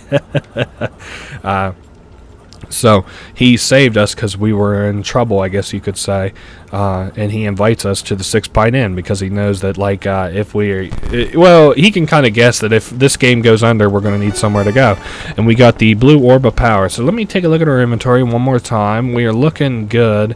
I just wanted to make sure that we didn't have any outstanding problems. So now then, let's see. Let's go in here and make sure there's nothing left for me to buy. I do want to go ahead and purchase the 2 items that are left. I guess we could talk to this guy, but he doesn't really say anything interesting. He's like, yeah, apparently I'm the shopkeeper. Just choose an item and get out. Oh my goodness. He's got a headache. I like him. I don't know. Is he supposed to be Italian? He doesn't speak with or the phonetics of an Italian accent aren't in his text. So, now before we go in here and end this area, I do want to show you a little secret doodle on the back. Hold up, can we even get there from this angle? Nope, I guess we'll have to go around the other side. So there's a little bit of food for thought. You cannot go in the top right. Let me get stock of our stuff because this is going to be probably the hardest fight. We got enough attack stuff. We got heals. We got mana restores. So now we gotta like come in through the back left. There's a little secret stairwell here. And now there's this character here. Now that I think that's the amoeba in Inscription, but in this game anyway, it has a different ability. It's a doppelganger. So what I want to do first is to hype our attacks, his and ours both, because we need this fight to be over ASAP. This person's very deadly, especially while they still have mana. It's essentially your character, so and your character deals a fair bit of damage. Thankfully, they don't get the attack boosts that we have. You could alternatively wait for them to run out of mana, and then their attacks really suck, but also, that direct attack just dealt 150 to Lazarus. I need to heal him up. So he only deals in health, so I'll give him a potion that only does health. Okay, so 100 there. That's fine. I can deal... At max, I've seen 150 on Lazarus, so we can deal with that. He can take 2 hits, so we got time to heal if it goes south. No, if we don't have the opportunity to kill this turn, then I'm going to heal. Yeah, 190 is just a little short, so I'm going to go ahead and heal him. That's, okay, just enough. This turn, really, no matter what happens, we should be able to kill. We hit with the Void Sword. Oh, and we got a crit on it too. So now, it's kind of cool. We got 50 gold and 500 experience both. And Lazarus leveled up. We'll give him 5 more damage. But that, I don't really think... I think we're like almost to the end now. So, there's a little thing we can pick up. We're all good there. Now, we pick it up, and we got a Mimic Charm. And what that is, we can only use it in battle, but... that's what it looks like in the inventory screen, but whenever we use it, it allows us to copy a move of the enemies. So, and I think it only copies, like, there's only one move from each enemy that you can copy. So, anyway, I don't think we'll be seeing that. I don't really remember. What's this guy have to say? Oh, okay, so we did good to make it this far, blah, blah, blah. Put the orbs of power on the shrine. But this isn't even the real preacher or whatever, so... We just put down all 3 orbs and talk to him one more time. And then he says, let's get this party started. Oh, and there comes the real preacher or whatever. Oh my goodness. Who'd have thought that bad guy was Valimir?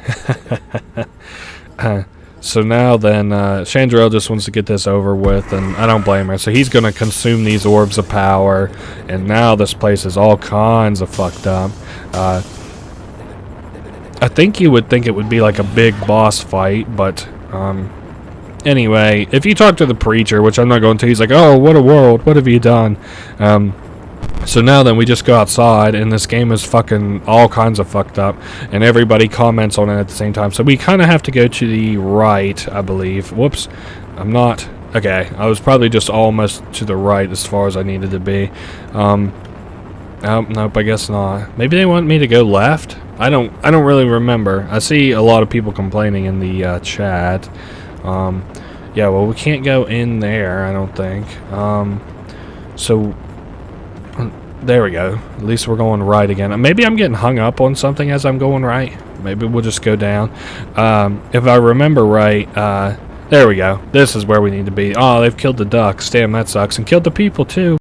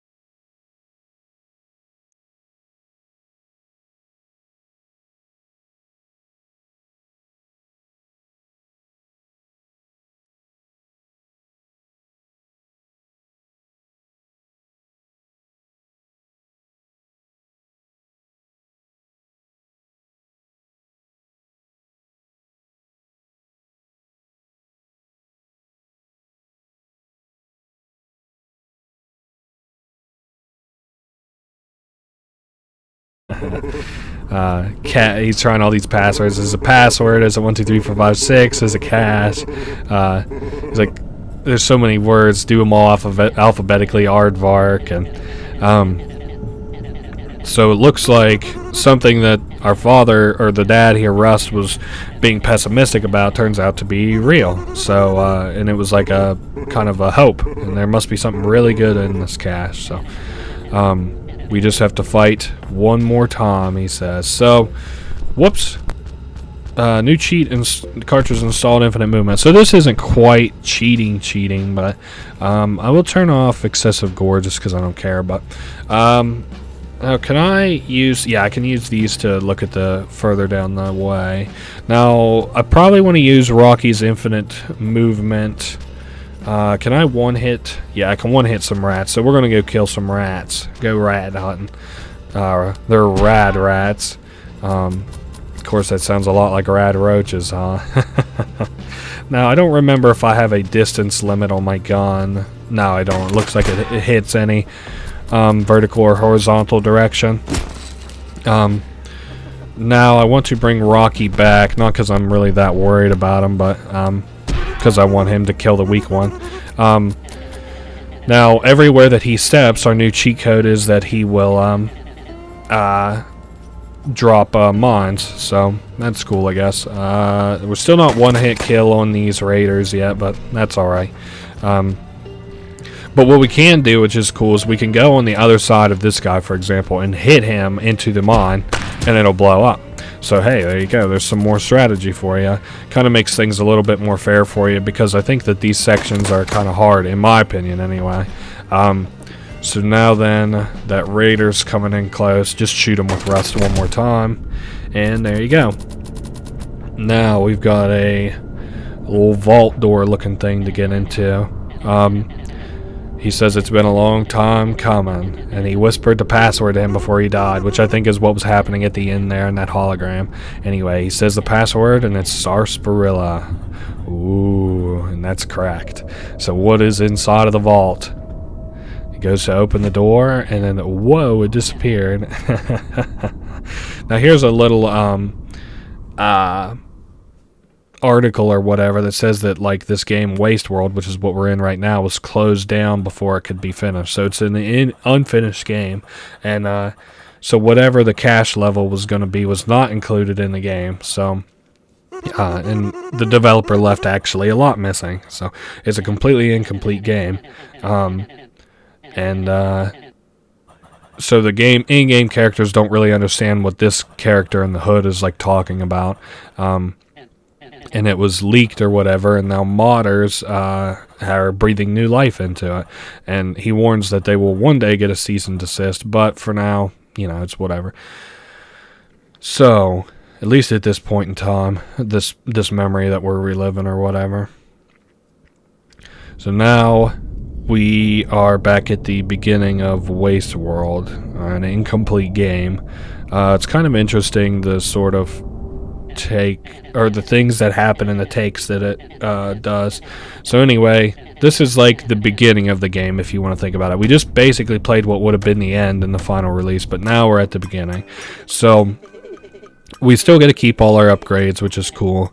We're just getting some beginning text starting this adventure or whatever, and this time we're basically playing with mods, ?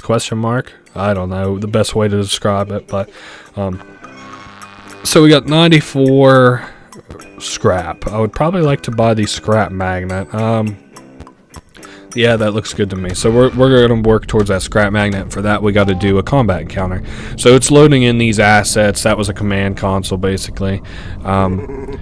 So they've got horrible text here. Stick 'em up situation. If we give them money, they'll let us pass. So they want us to hand over our scrap. Oh my goodness, we got a bunch of money there. But now there's aliens here. So what's the best way? Ooh, infinite damage. Never mind. That's the best way. Basically, this is such an OP combo. Infinite movement plus infinite damage is so fucking good. It makes such short work out of these guys. So we just, every hit that we do now deals 9,999 damage. So that's cool. Yeah, I guess we can control the camera with the directional keys and scroll the zooms, whatever. But yeah, that's a tips mod. So we're basically playing this game with like a bunch of mods now. So that's the last of them for that wave, but now we have this wave here, total of 4 maybe. Let me look at, oh, they deal 12 damage. Holy shit, that's actually a lot of damage. Ooh, and then there's infinite range. That's nice too. Let's do, you can kind of cheat and use 3 of these at the same time if you use infinite movement and then plug in infinite range. But we should be okay. Let me look at, I want infinite range plus infinite damage, because then you can just fight from all the way back here. As long as they're on a horizontal or vertical axis, you can hit these guys from all the way in the back, which is nice. It's only really a problem whenever there's a bunch of distance or a lot that you have to travel, in terms of like on this axis now where the red slots are, I wouldn't be able to travel to those. Like if I wanted to shoot that guy who's in the last slot, I wouldn't be able to, but Rocky can handle it because he's got, you know, infinite range and shit. Now we got a whole bunch of scrap there, so that's good. So these guys are weird, they say, seemed out of place. I reckon I've never seen folks like them before. Now then, he's being optimistic about it. He's like, this place is a wondrous place, Rocky. You're going to see new shit all the time. What a enheartening way to say that this world's fucked up. So we're looking for the little hooded fella. Basically what we're doing is making our way back up to the cache again, if that isn't so clear. But first we're going to go back and buy from Rebecca. We are going to, oh my goodness, basically asking us if everything's alright. So we're going to buy scrap. That's a good investment right off the bat. It gives us more scrap in fights. Now, do I want to do the mine or the spiky boots? Steal 4 damage enemies when you walk past them. We'll just do mine layer. That's safer in my opinion. And we should be good to go. I just wanted to make sure that I had the right perks and to keep in mind like what perks I would want to use later. Now we have this area that we can try to go to, and this guy will tell us that we can download a pretty cool mod to pass this point, but we can't do it without a ticket. So we'll have to buy a ticket later on, I believe. Now I did want to show something. Well, first let's go down to this encounter here. This is a little bonus encounter. And the encounter is, there's a guy who's being attacked, a little Wizarro, by these little rats. So, now, we want to basically, let me make sure. So, yeah, we actually get to control this guy too, which is cool. Wizarro, seemingly out of place wizard. So this guy actually has already been hurt a little bit. We're going to do infinite range, damage. Now these guys should all one hit kill anything that they would need to damage, and I've got just the plan. So we attack that rat, and we're already right on course to attack this rat, and so now we've got what, 5 in total left. Wizarro can handle that one. Rust, well, I need to get Rust on a proper axis to hit one of these guys. If I move him to the, yeah, I got a plan. Move him to the left, hit this guy, move Wizarro up to attack this guy. It's basically, this part's kind of like a puzzle, I guess, maybe, if you want to consider it like that. It's really, like, not at the same time, but it's whatever. Now, this last little bit of guys is pretty easy. Just 2 of them. They're at a severe disadvantage versus us, so. And Wizarro can even take 1 hit, so that's not too bad. So he thanks us, so that's nice. He is part of a secret later if we save him now. And it's kind of interesting. I like his look, and he's also got a little kiss mark on his cheek, so that's cool. And he also gives us some scrap, so that's nice of him. We should have enough to buy another upgrade. I'm going to consider if going all the way over and buying that upgrade is even worth it. But we should have a little thing, I think, that we can interact with on the right side. Now, if we don't, my apologies. I thought that we did. We're gonna go down and buy, and then maybe I'll stop on the way back to try again. Got some scrap. Yes, we will buy these spiky boots. Now I'm wondering, this mine. Yeah, whenever an enemy takes damage, place an explosive mine on a random tile. Okay, that's not really that good an ability, but it's okay. Every little bit helps, I guess. Maybe it's this rightmost. Now, let me go down to the Wizaro tile just one more time real quick, because I could have sworn that there was a little secret. Nope, I guess not. Maybe it's later, the secret that I'm talking about, so who knows. So we'll go up. Oh no, there it is. It's on the right. So if you interact from that tile there, you can step on these tiles to the right here. And if we talk to this guy here, he tells us, this is a guy from the Secrets of Legendaria, and he traveled all this way for Lord Valamir, and he's going to pass us the torch, and he's going to give us, well, I guess he doesn't give us the hammer. I don't really know how we show that we're devoted. I don't know. Normally he gives you that hammer. I guess that's maybe if you wanted to figure out what you're supposed to do there, but I can't really remember why he's not giving me the hammer. So now we've got some new gameplay aspects here. The first of which is these rats are going to supposedly move to attack the aliens because they don't like, people generally. But now they've got all this mind control stuff on their heads, so, and your character says, dang, very funny. So now we have chain shot. That's not really that great for the, well, actually, hold up. I could land on the left. Let me do, if we do infinite range plus chain shot, can I nail, hold up, where would you move to? Well, I need this slot cleared where Rocky's at. Rocky, can you move to there? And then just hit that rat. And then now, if we move Rust to the left, we should chain shot and kill those 3 rats. Good. Oh my goodness, he landed on the mine. That rarely happens. I rarely get so lucky.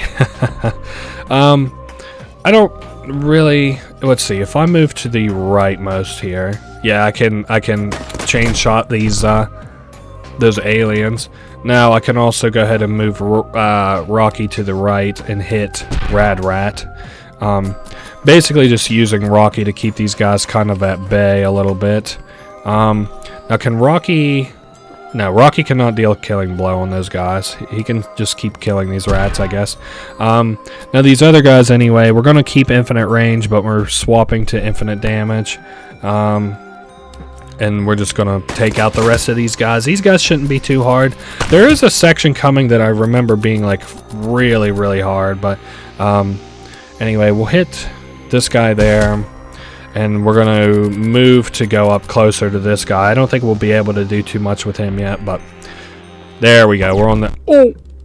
Oh my goodness. Weasel Kid 01's turn reverse mod. How much HP does... Oh, McLean only has 12 HP. Okay.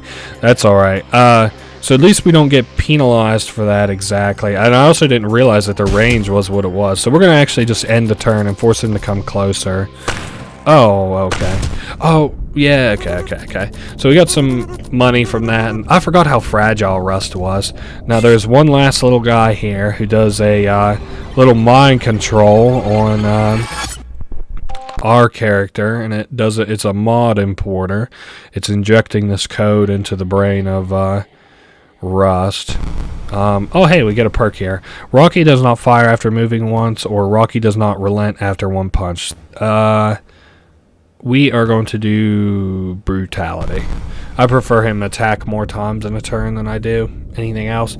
Now then, we're in a cool mod, I believe. We are in the Boss Rush mod. Ooh.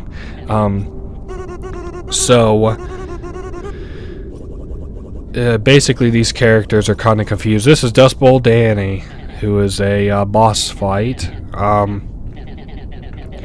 Now, we have to kill this fella. He's unarmed, but, yep, he's got a bunch of bullshit here. So I forget how these things work. Fire straight ahead. Whoops. Careful where you step. My gun bots don't move, but they pack a punch. So hold up. Never moves or turns. Now, so they deal a lot of damage, basically one-hit kills. What I want to do... Shit. I forget how... Well, let me take a look. I think we're going to have to do a little cheatsy doodle I was talking about earlier where we move in the same turn. So if I move straight forward to here... Oh, wait. Not infinite range. We want infinite movement. There we go. If I move to here... Yikes. Okay. We dealt the thing where we got close enough to him to deal damage. Now, if either of us dies, it's game over. So I'm going to also move Rocky forward. Now, I'm doing that. This horizontal line is safe, but the vertical is not. So we're going to do... we can turn off infinite movement now, and we're going to do chain shot so I can pop all of those robots. Now, I'm just looking here what the next best thing is. We'll go ahead and pop these guys. I don't think Dust Bowl Danny actually deals any damage, so he's only pertinent whenever... oh yeah, I can't do anything with Rocky yet, so... what the hell? Oh, okay, that one had a top hat. I just was wondering about him. Anyway, end the turn. I don't think... Yeah, they don't do anything. So now we move Rocky. Let's go ahead and do infinite movement again. Move him down to here and attack. So Rocky is safe down there. If I move... let's see here.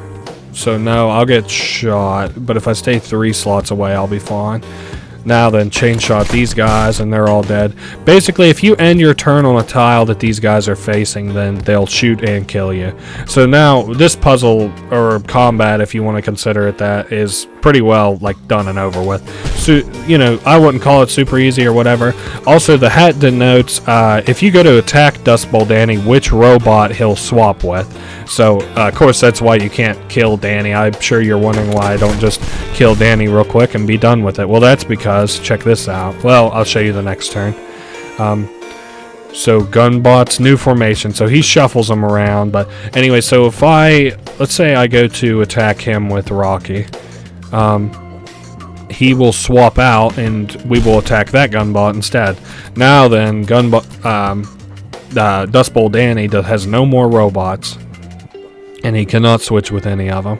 So I also didn't max out my damage, so Dust Bowl Danny gets to live this turn. I don't know what he'll do since I just attacked him and didn't kill him all at once. I guess nothing. I wonder if he has any dialogue for attacking him again. No.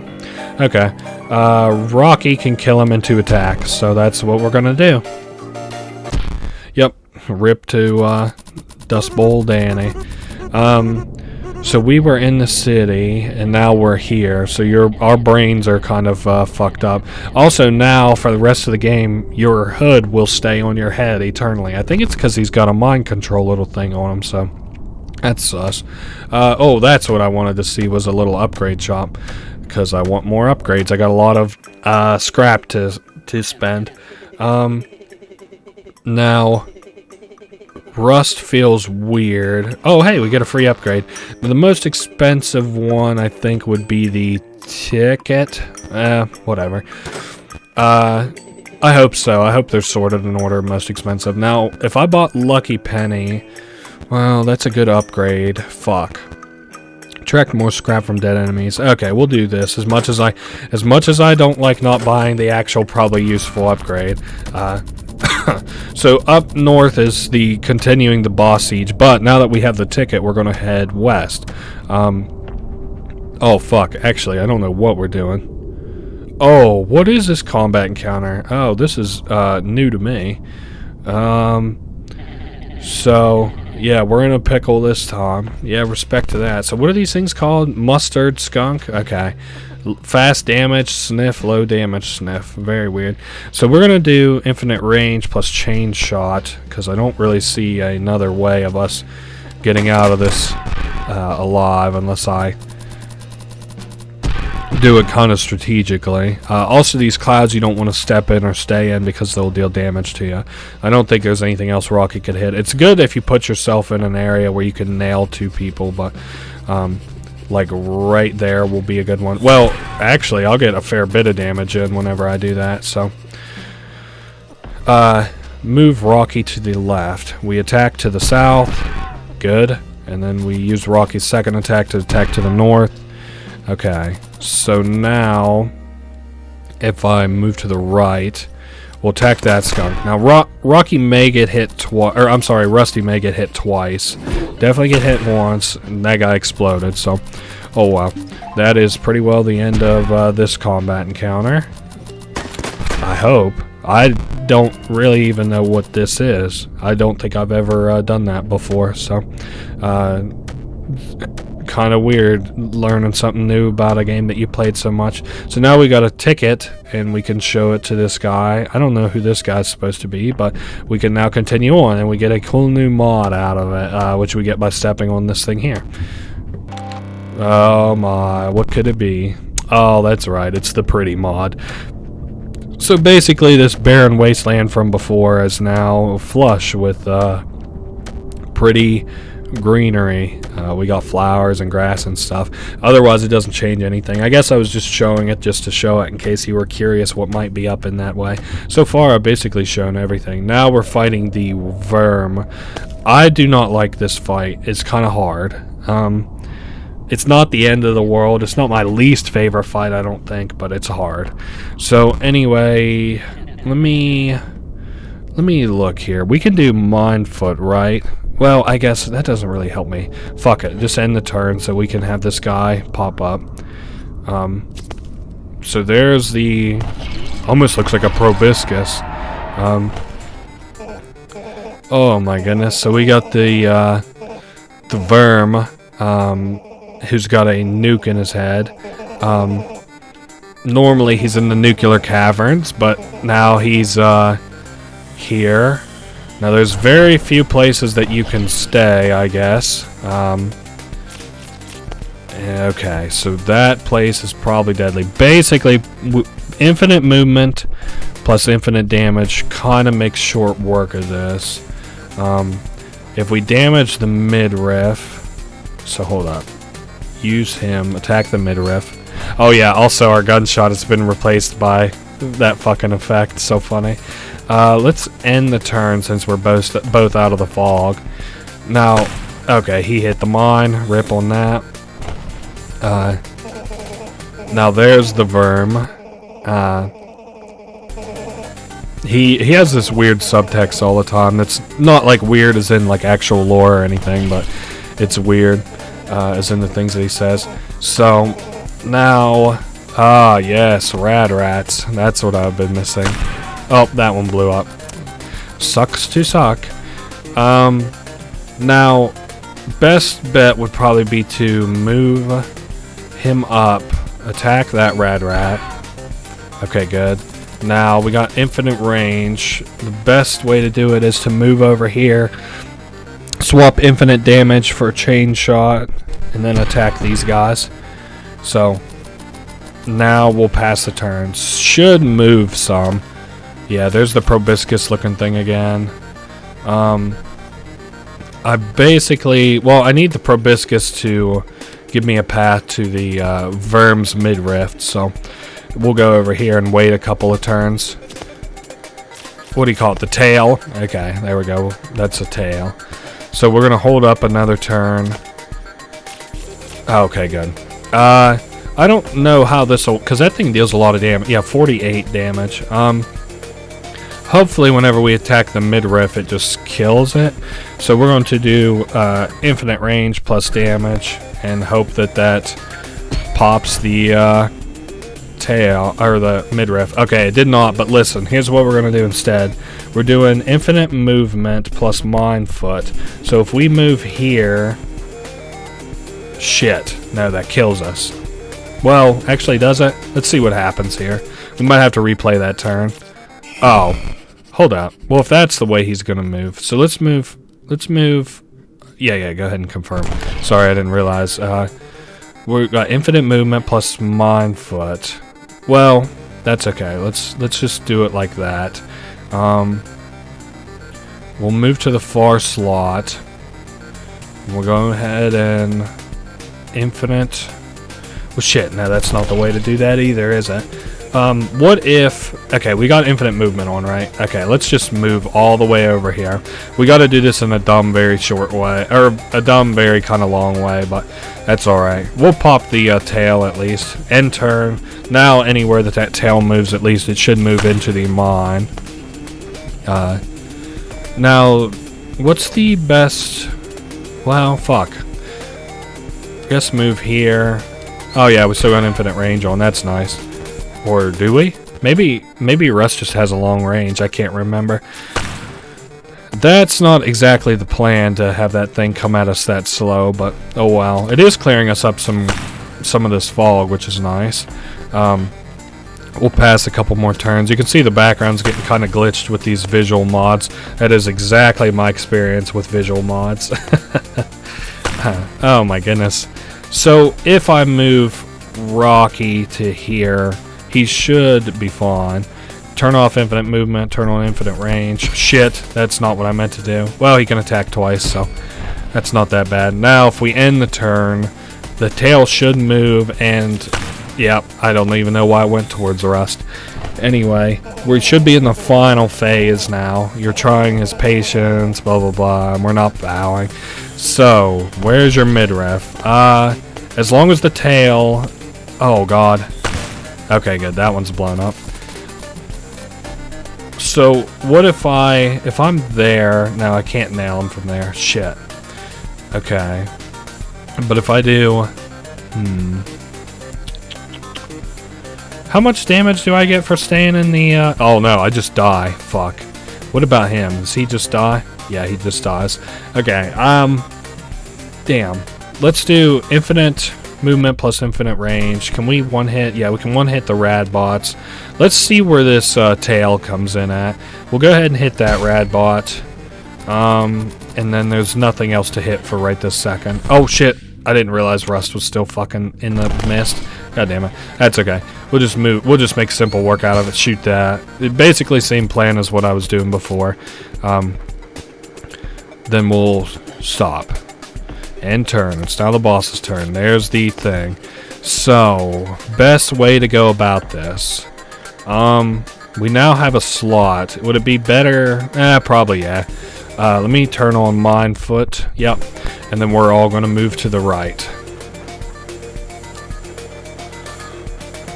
There we go. So now we got lots of mines laid to slow down that little worm. And I actually think I just thought of a plan that might save us some time. We'll have to see though. So we'll pass again. I want that worm to come a little bit closer. Or the tail anyway. That guy. I can live an attack by fucking Rat-a-Rat. Oh nice, it's called a Rat-a-Rat. So, well, let's kill this guy first. And then we'll give it one more turn at least. Yeah. That should be safe. One more turn. So now then, if we take Rust and we move to there. Also, we got a potion on our or little side there, which I think is neat. I shouldn't have stopped there, but that's okay. If I move, yeah, this guy, Rocky there, we should be fine. Infinite range plus infinite damage, and we should be able to kill the midriff. So, now we end the turn, the tail gets a move, yep, and it goes down. Now, that should be it. Also, we hit him with a mine, that's so funny. You were just playing, right, he says. He's like, you wouldn't kill me. So he doesn't think that we would actually kill him, but he would be dead wrong. Damn. Defeated once again. Another loss for the Verm. Damn. That's sad. Auf Wiedersehen, he says. Damn, we got a whole bunch of money, though. So, he says, are we early birds? Because we just got the worm. Very funny. That's a son you can be proud of. I always say that if you tell your jokes you should be the audience for your own jokes. Then you'll, even if you bomb with the room, you'll at least make yourself laugh. Now if I buy this, because there should be one last thing to buy. Yeah, the lucky penny. If we would take lethal damage, we survive with 1 HP instead.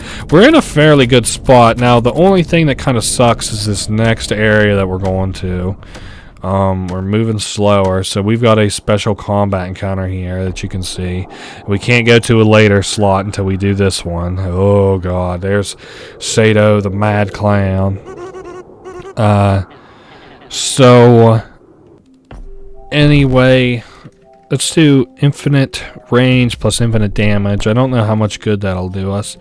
But what does it say on their text box? An enigmatic figure.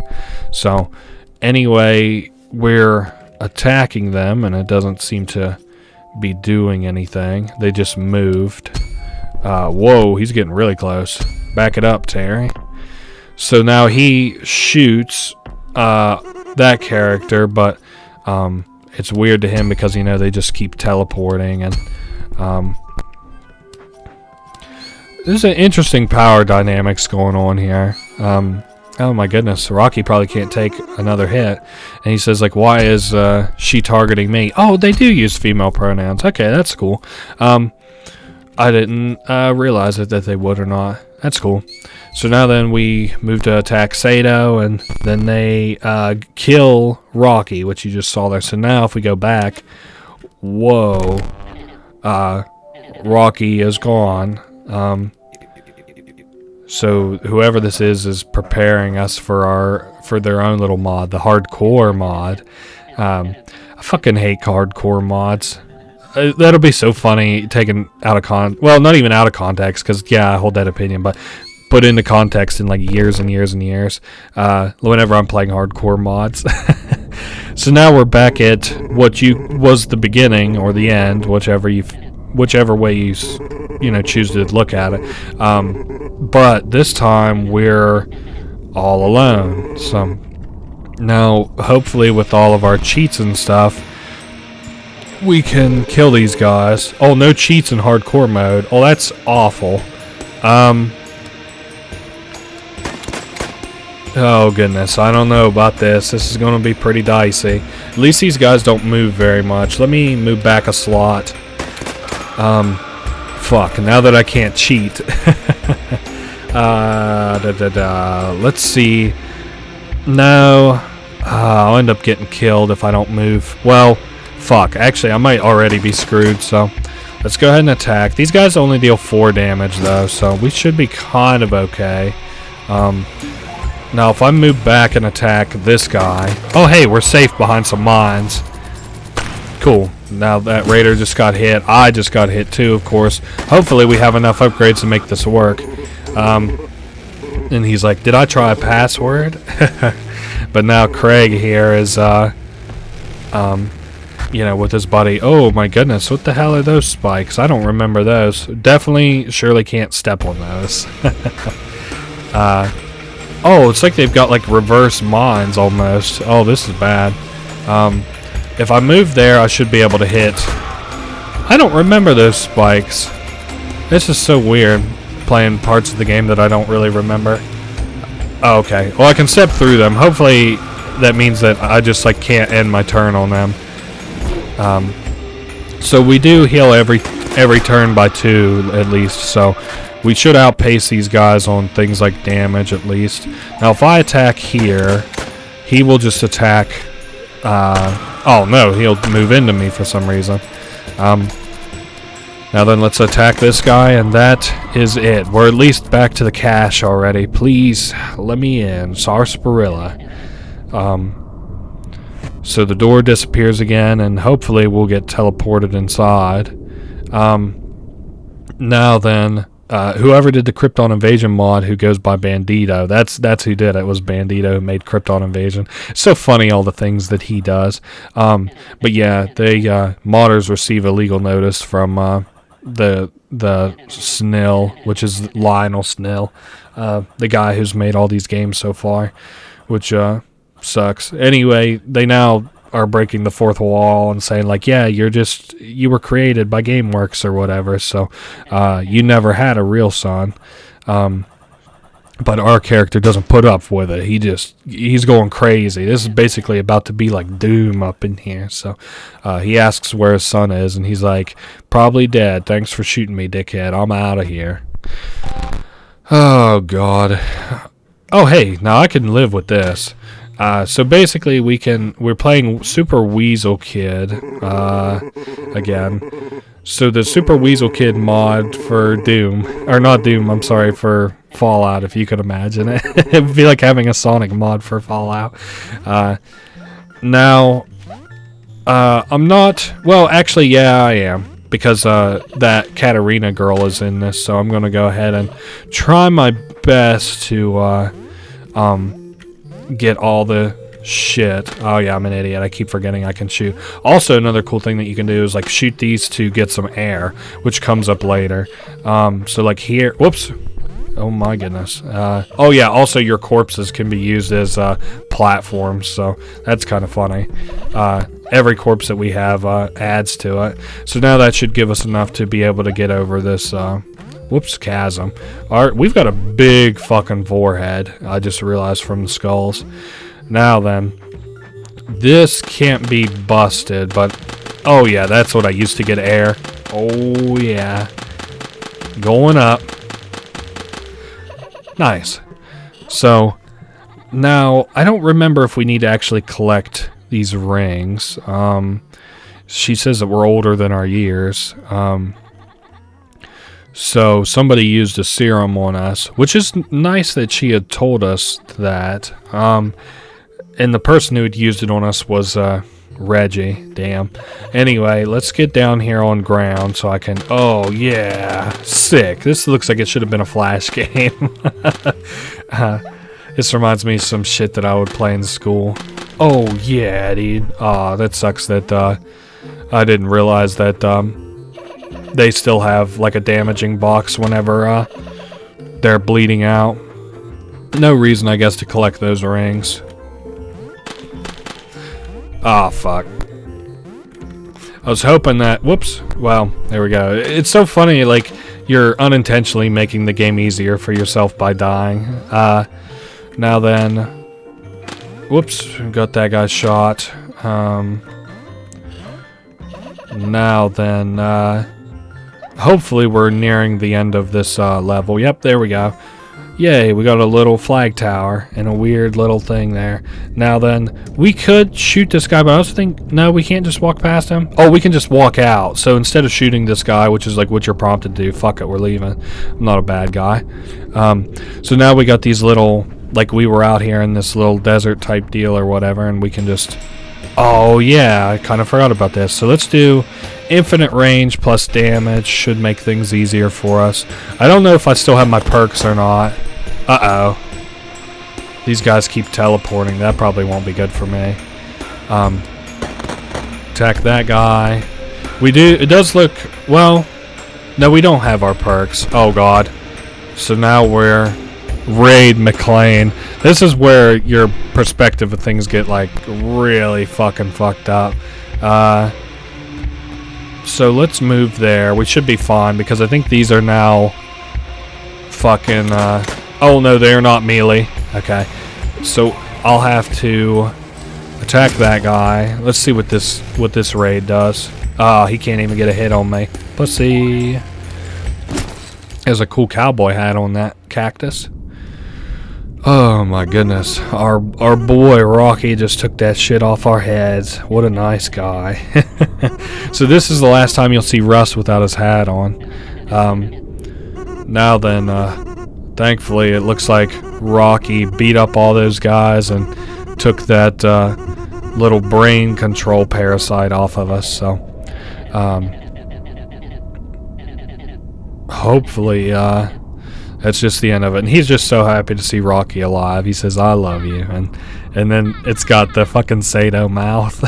And now the Sato head. Aw. Just fucking with Rusty's mental. Now, I think we're at the very end of this sequence. He says, when you're ready, just pull the trigger. So, and he says, when you're ready, just pull the trigger. Just fucking with our mentality. So now we are playing as Sato or whatever, but we go to shoot Raid or Rusty, and here he is. He's got all this shit. We can see Carla's duck and Rusty's gun and the bots and some of the shit from the inn and some old Egyptian architecture. Now, we have to, I'm doing the clicking here just in case that's not clear, but we have to like click to, yep, continue. And so now then we've got this map which is leading us to our final destination. As the old map fades away and we're now into the new one, we go to the Six Pine Inn, and here it is. Oh my goodness, what a little adventure that was. So that's how Rust made it here. So far we've gone through 4 of the 6 character stories, so that's kind of cool. So I'm glad this guy doesn't hold any grudges against us for shooting him. I see that there's a patch on his little outfit. I hope that isn't from where we shot him. He's got a little radio on him, and so now he warns us that we couldn't, or he advises us that we couldn't have helped Rocky, and because it wasn't, you know, it wasn't our fault basically. Then he's like, "Who are you working for?" And he says, "Don't tell him my name yet." And it's Reginald who's supposedly behind all this shit or whatever. Now he warns that there's a knock at the door. So somebody's at the front door of the inn. Ooh, weird. Somebody new is here. So he calls for Lazarus down there. So who could be at the door? All right. So we actually now got to go to one of my favorite segments. Now let me think, because I do know that I need this light for another segment. Well, no, actually I won't need it for another segment later. Anyway, so just to recap in case you're confused, there's somebody knocking on the door and we have to hide. Our character, we do. So now he had warned us, Reginald, that we have to hide in the kitchen, and there's some dialogue that takes place out in the hallway. Now I wonder, hold up, do I actually hear better by the door? No. There's a lot of talking outside. I guess I thought before that there was some actual talk, but anyway, basically what happens is if you're in here and you're stuck or whatever, that is over top of the light, which is this puzzle that we solved earlier, and the right side would then become unlocked. That's how that puzzle is supposed to go or whatever. So now this is the room that like we're actually supposed to be in. Now I remember struggling with this puzzle. I may have to make a cut as I look for the answer. Oh wait, there's the armory. Can I just go to the armory? Oh yeah, that puzzle's just for money. Never mind, I'd forgotten about that. So now we have a little laser gun. You can see all these items that are on the wall. There's the Raiders buzzsaws and the Endervale sword and the guns that are from Rust's little thing. So yeah, you can see all these little buttons and stuff here now. Like there's all these sound effects you can hit, or all these switches that you can turn on or off, or even the hollow system on or off. Then we have like all these buttons that are like actions that take place, like dropping the teleporter or the Rocky Hollows, or opening or closing the armory where we just got this gun. So that's kind of interesting. And then of course, as I alluded to earlier, if you look on this wall, this room that we're walking into now, we've got this helmet here, and so basically we're wanted. So now then we're coming outside, and this guy, Irvin, was looking for us, Lazarus. So he asks what we have here, and of course we had went and gotten a firearm to take this guy out with. Now they're all like goading him into shooting Irvin. So let's see, they talk about Vicious Galaxy, which was the game that Lazarus got put into that we should be getting ready to play here very shortly. I don't know if you would call it kind of like, well, you can't really call it Doom because it's not first person, but it's like a third person Doom. Now, we can't shoot anywhere else but there, which is interesting. So, anyway, now Vicious Galaxy 2. So we're like galactic. Maybe it's like 40k. You might consider it. So we're almost to this drop zone, and we got these characters talking. There's the guy from earlier. We're looking for the artifact. It's in yellow, so the hex has been referred to as in yellow. You could go ahead and assume that we're here for the hex. Now then, here's the old preacher guy from Tales of Legendaria, and here's Moji's son, Junior. So his dad was killed, and then he became like a hardened space warrior, which is kind of cool. Now we're getting ready to drop. Basically, our job is to help these other teams that they're all going to have in the missions that they do. So anyway, we're getting ready to drop. This is one of my favorite soundtracks in the whole game. That's not me turning it up, by the way. I won't turn it up in post. I may actually have to turn it down because it's kind of loud, but it's really good. So now we have to like shoot these guys who are coming in on us. It kind of reminds me, I don't know if any of you guys are familiar with Starship Troopers, but there's like these bugs that come in big waves, and they have like army men with Gatling guns and shit, and that's what it kind of reminds me of. So I may actually have to turn this down in post. So we've got a health bar here in the middle of the ship, but that's fine because for one, it regenerates, and then two, it's not like that deadly. So now they tell us, like, it's time to reload and get ready for the second wave. So, we're getting pretty well swarmed. Oh, man, now they got guns. And, of course, these are the aliens from... These are the aliens from Rust's campaign in Waste World. You'll notice also that we don't take damage from the other characters getting hit, which is really good for us anyway, because at least then you only have to worry about yourself choking on balls, not everybody else. So now we gotta bring out the big guns. These are like, I don't know what you would call them. They remind me, well, I don't know what they're called, but they're like little grenade exploding things. No, not shrapnel. They basically remind me like they shoot little grenades. I'm sure some gun nut would probably be able to tell you what it's called exactly, but yeah, this is such a sick part. I love the music just blaring, and now we're back to the Gatling gun. We're all out of explosive rounds, which is just music based and wave based, not based on how many you fire. In fact, you could fire as much as you like this right here, but now we're getting attacked by a UFO, which we have to shoot down. The sooner actually we shoot that UFO down, the sooner we get into the next phase. Whoa, he shot Junior. So I'm kind of focusing it and disregarding my health a little bit, and I'm getting penalized for it. So I'll have to, oh, I almost ate it there. There we go. This should be it, hopefully. No dice. Oh, there we go. He's finally down. We should be getting fairly near to the end, actually, of this. I'm gonna just lay down the hate on this wall here, not letting up until my HP's filled back up. We got another big wave of them, apparently.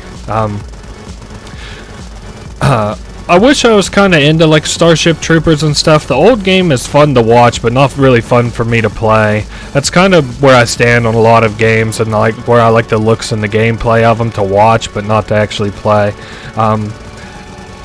And then they've got not the newest one at the time of posting this, but the newer Starship Troopers, because I think one just dropped literally like 2 weeks before this video will go up.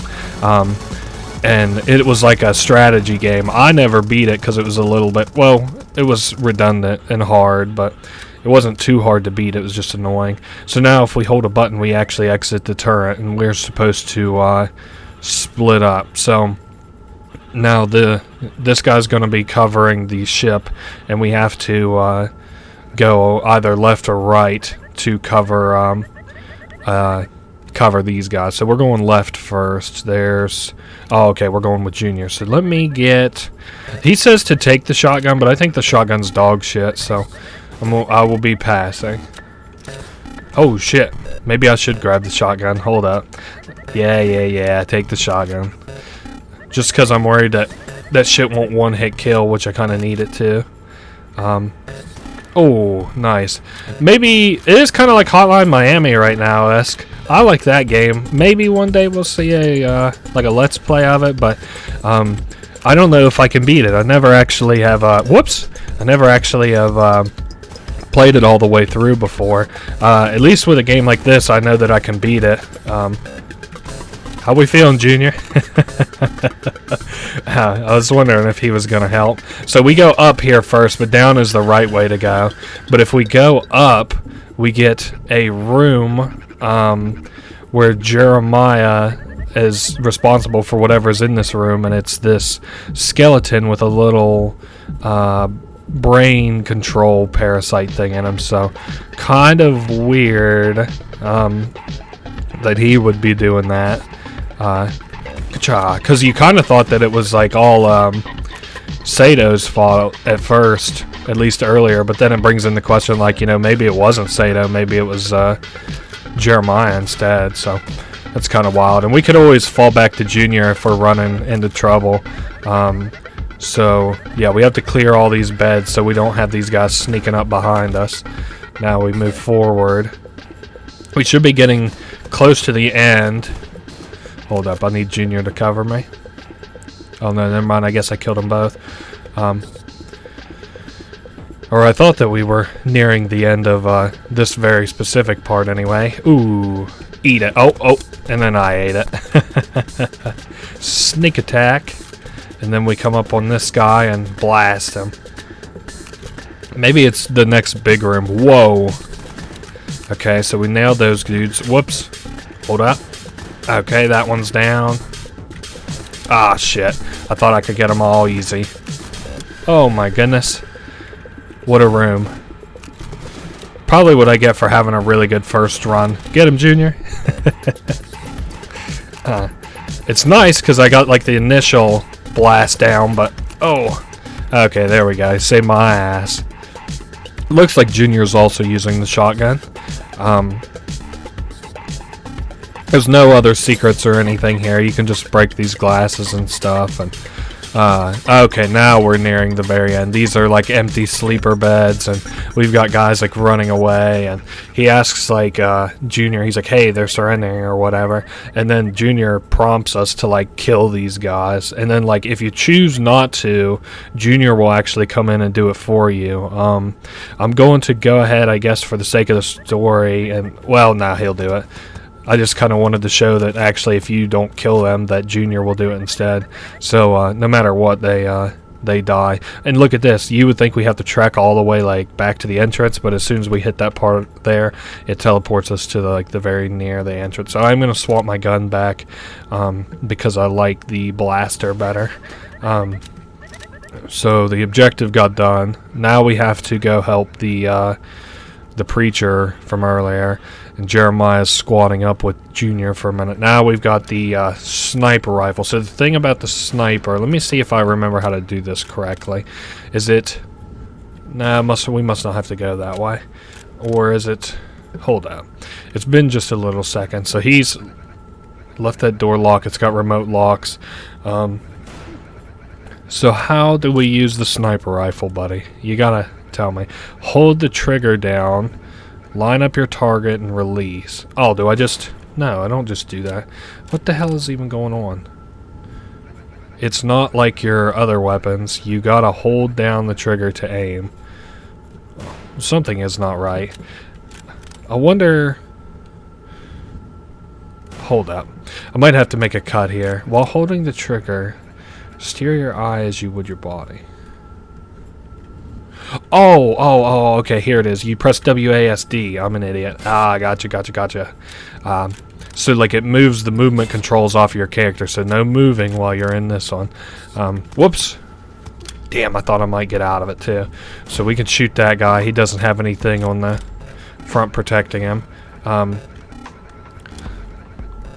Whoops. Sorry, my mic actually got in the way of that one there. I couldn't see it. So we have to get behind that guy. Ooh. We want to hit this guy from an angle. Now it's all about your angles. I don't know how you fellas did in school with angles, but I, for one, was ass at them. We'll probably have to pull back a little bit and hit him from all the way down here. There we go. Whoops. A little to the right. Nice. We basically have to go all the way around to kill this last guy. Okay, yep. We'll get the perfect angle on him from all the way over here. And blast. Very cool. What I kind of like about this too is like this area, if I'm remembering right, like with the sniper section, isn't all that long. It doesn't really outstay its welcome. So, now this preacher guy's being kind of a pansy. He's like, oh, I don't want to kill things or whatever, which is kind of funny that I would even say that, because considering that we wouldn't kill those people earlier, but at least I was killing the people who made an attempt to attack us. Now, if we're in these lines of sight while they mouse over us, we'll get killed almost instantly. Their bullets travel really fast. So this part here is pretty simple. We just got to basically travel around the room and shoot these guys. And I think that it's a hacking device that the preacher fella is putting on that little orb thing that we're about to come up on. Now let's shoot that guy, and we just cleared out this whole room. So another really quick and easy section of this mission done. But don't think that this is going to be a short area, because it's a little bit long, just like the last couple ones have been. Now the preacher guy should be coming with his... I don't think it's a bomb. Let me take a look at it. No, I think it's an EMP. No way we'd be standing this close if it wasn't an EMP. He's doing a little hack on it, and boom, just like that. Power's down. Or security shut down anyway. We're on our way out. Now we're going to rendezvous inside the complex. Let's take a look here. Oh yeah, we got the whole squad ready to go. I hope that this guy right here had a fine time resting his ass out here. Now we have a man on the inside who's going to help us too. We're getting ready to charge in, but the preacher guy's got something that he wants to say first. He's like, yeah, I don't think I can do it or whatever. And so I did all of the shooting there, and he's admitting to it, and he says that he's a coward. And now what kind of sucks is they're like, oh god, you know, now we have to kill you, which is, I don't really understand why, but anyway, so now he is dead. And Junior says, no time for cowards, damn. So that sucks. His name was Jay. Rip. How many brothers fell victim to the streets? Now then, we're making a charge in here. Whoa, I just wanted my laser sights lined up. Alright, well, we gotta move. Okay, I'll let these guys take point, and I'll just cover them with the sniper.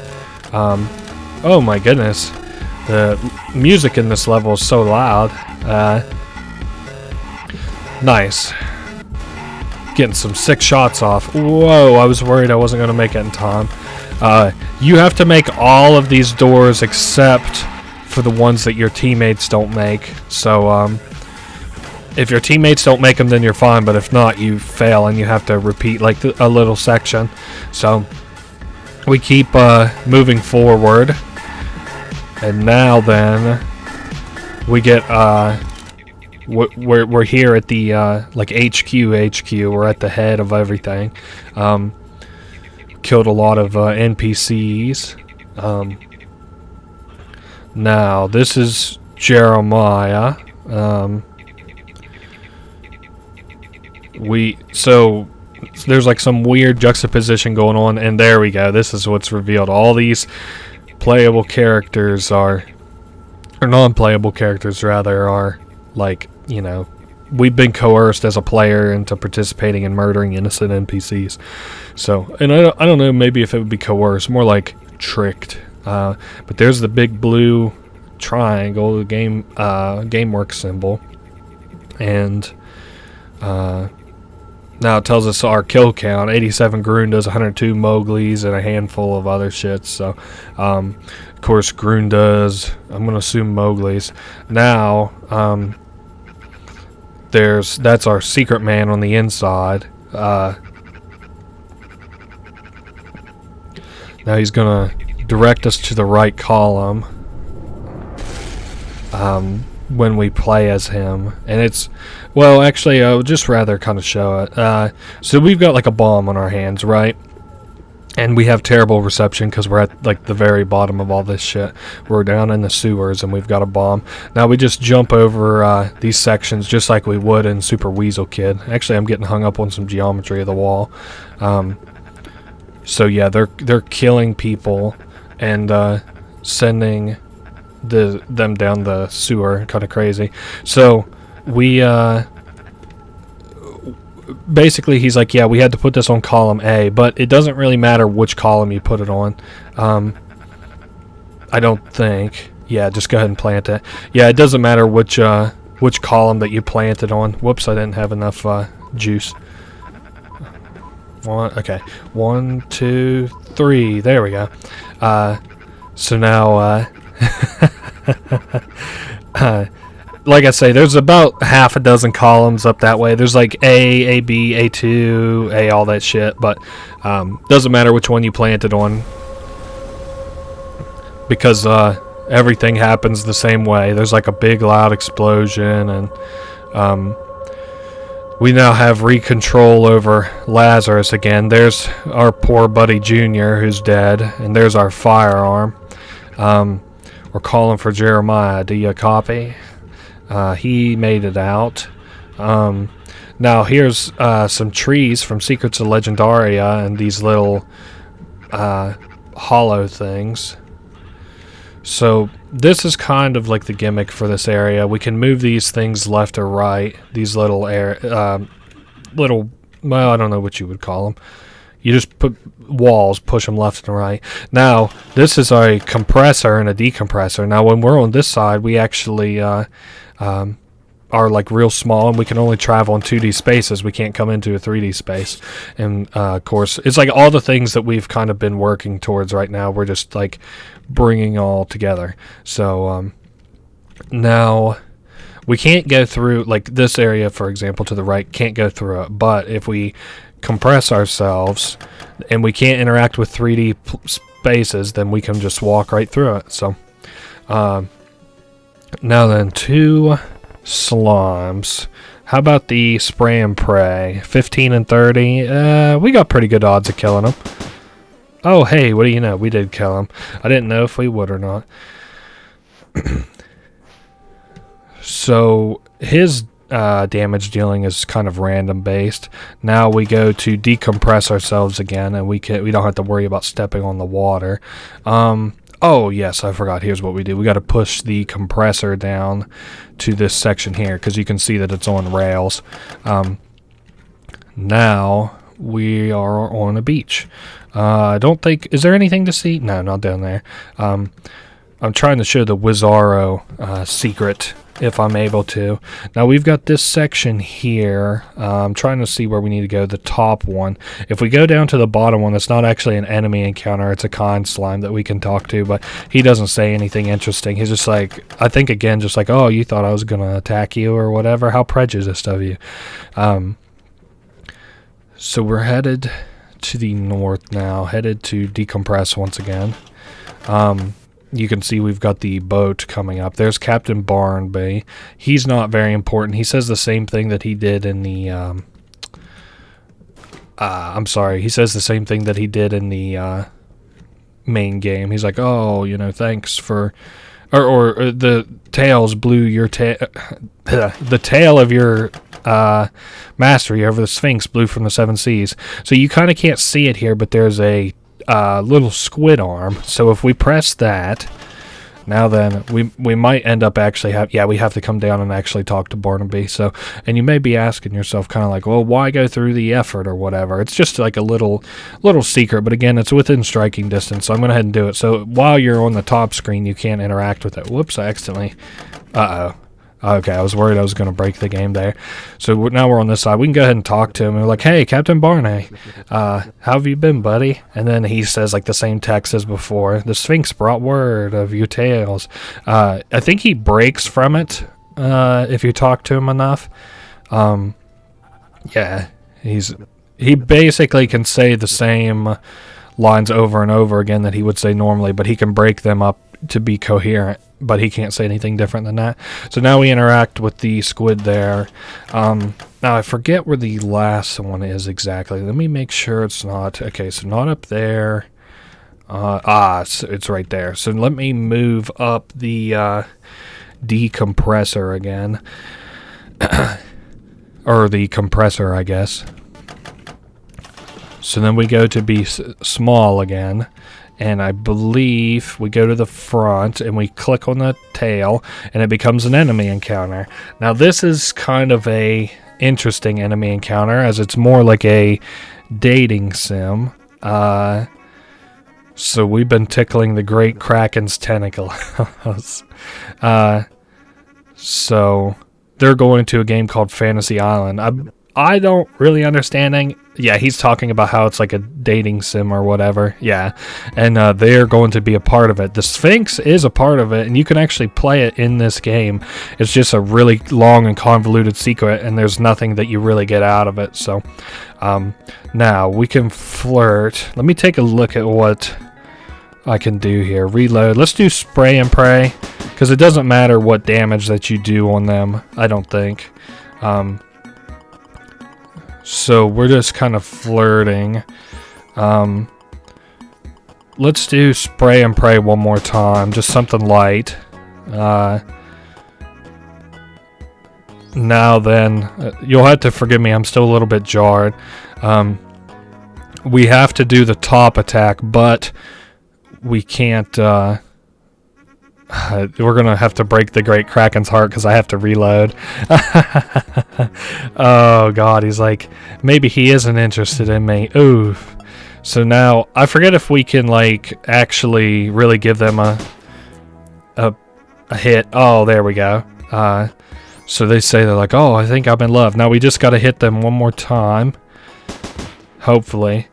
Because we've been filling up their love bar in the bottom right. And now we're at 100, so...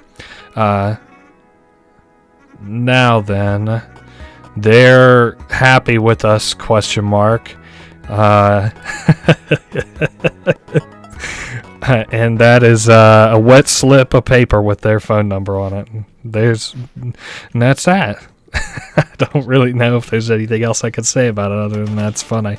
So, now to actually complete this little section, because you'll see why we're doing the things that we're doing here very soon, but we basically want to move this to the left. Now how far can I move? Let's keep moving it. We got a ways to go.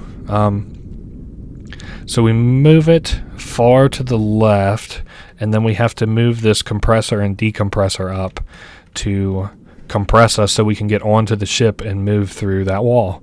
I'm sure you probably already sort of saw that coming. So now if we are decompressed, we're over here and we can shoot that.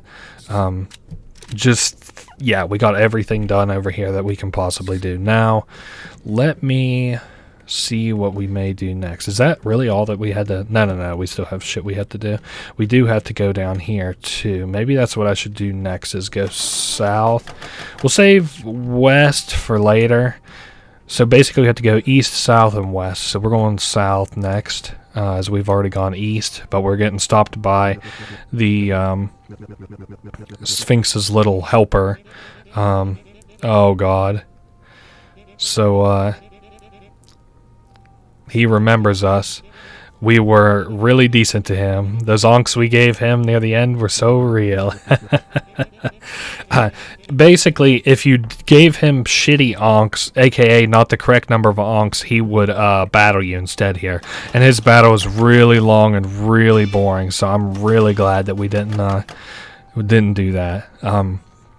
Now then, that's kind of interesting because I didn't actually know that you could skip that whole segment. I just thought it was easier, that fight. But hey, well, you know. Now, we transform. This is the exit area. So we've got 3 of those little orb things. And we've got to dodge these turrets. Nice. Now, if we transform here, and I don't think we can go through the wall. Yeah, we can. You actually can't be hit because it's on a 3D plane or whatever. So, well, what is the plan exactly then? We have to keep going down. Sorry, my mic once again gotten in the way. I need a little bit of a better setup because my mic covers up a lot of the bottom of my screen right now. Ooh, so now that little kobold. Whoa! Shit, that's what I get for trying to explain it. That little kobold there goes through the decompressor and then comes out on this end, and we have to kill him.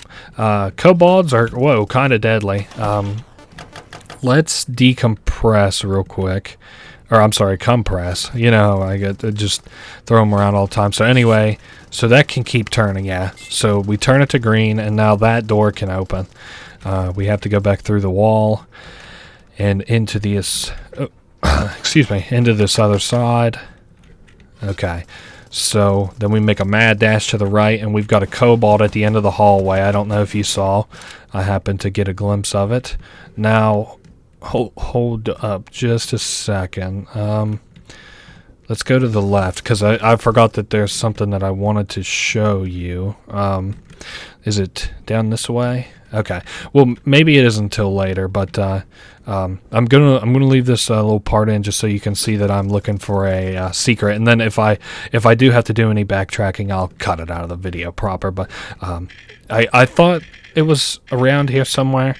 So basically, here's what you have to do. So these guys kind of all are worshiping this little thing or whatever, but I'll go ahead and show you the failed way to do this. So we come out, right? Whoops. And we try to kill these guys, and they're extremely powerful, and oh god. Oh, we're running out of room. Oh, okay.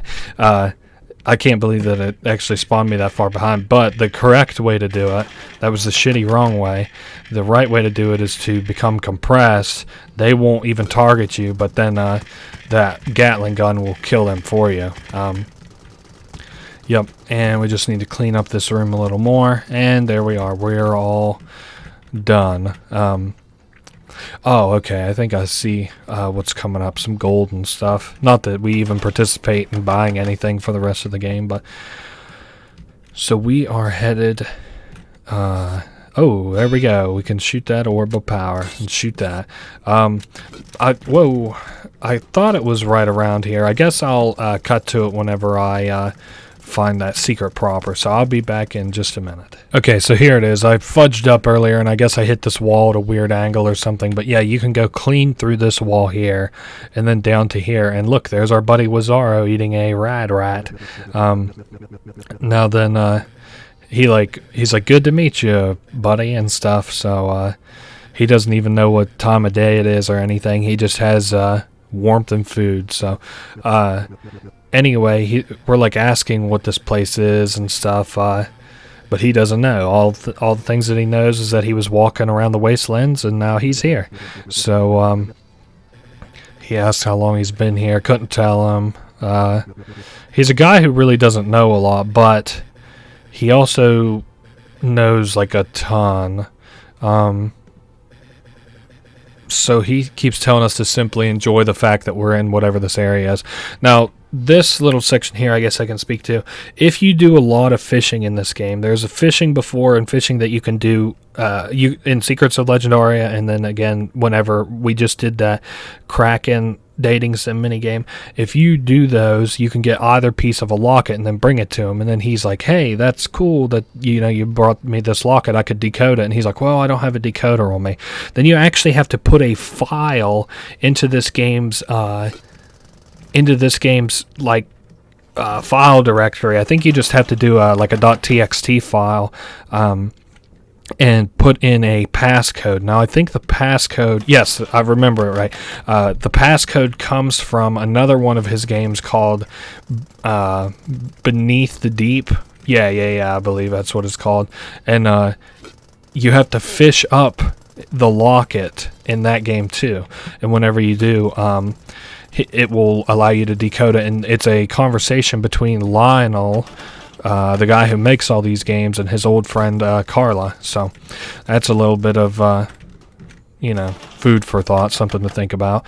Now, I guess I shouldn't have compressed, but that's alright, because I believe now we have all 3 of these lit up. Yep, we got all. No, we don't. I didn't light up the blue one. I can't believe that. How dumb was I? I was just looking up here ahead. I was seeing if I could maybe show off that fishing thing that I was talking about. Hold up. What did I just light up? Is it below us? Okay, I might have to cut to the next time that I make progression, because I don't really know what's going on here. Aha, there we go. Okay, that's what I get. I was just being stupid. So there's the orb. I just didn't shoot at the correct thing. So now we have the 3, which you might consider quote-unquote orbs of power, which just are powering this elevator now. Now then, we need to go up to the 2nd floor where Jeremiah is. He left us a weapon or 2 in the elevator that he sent down. Now, it's good. I like these weapons. These are really good guns. I prefer not to trade these. I wish I could have them for the whole game. Anyway, we are in basement 3, and we have to make it to floor 2. Now, I will surely die a couple times. So, now then we have to make it up in one piece. Here comes these little critters gonna try and make a move on us. So, they offer us the ability to surrender, but of course not. We're not doing that. Oh my goodness, we're just laying down the hate on these guys. I also kind of like because you don't have to reload. Now then, he's going to surround our elevator, but then we can split the directions that we're shooting in by pressing the right mouse button, which is good, but it turns your fire rate down, and the rate at which, like, the bullet spread on these things kind of sucks. So I'm going to, whoa, more of these Mogi fellas. Oh my goodness. So we're on the lobby floor. That's at least good. Now we just have one more big wave to beat, I believe. So now this is it. I don't really like the guys with guns. They kind of spell trouble for me, but the little shroombas are deadly too. Oh my goodness, I thought that was it. Okay. I guess maybe just don't stop being alert and firing until that lights up blue with the 2. Now then, we're just about ready to exit this area. Nice. So we're coming out the bottom. And you can also see that he's been busy too. He's killed like a bunch of guys.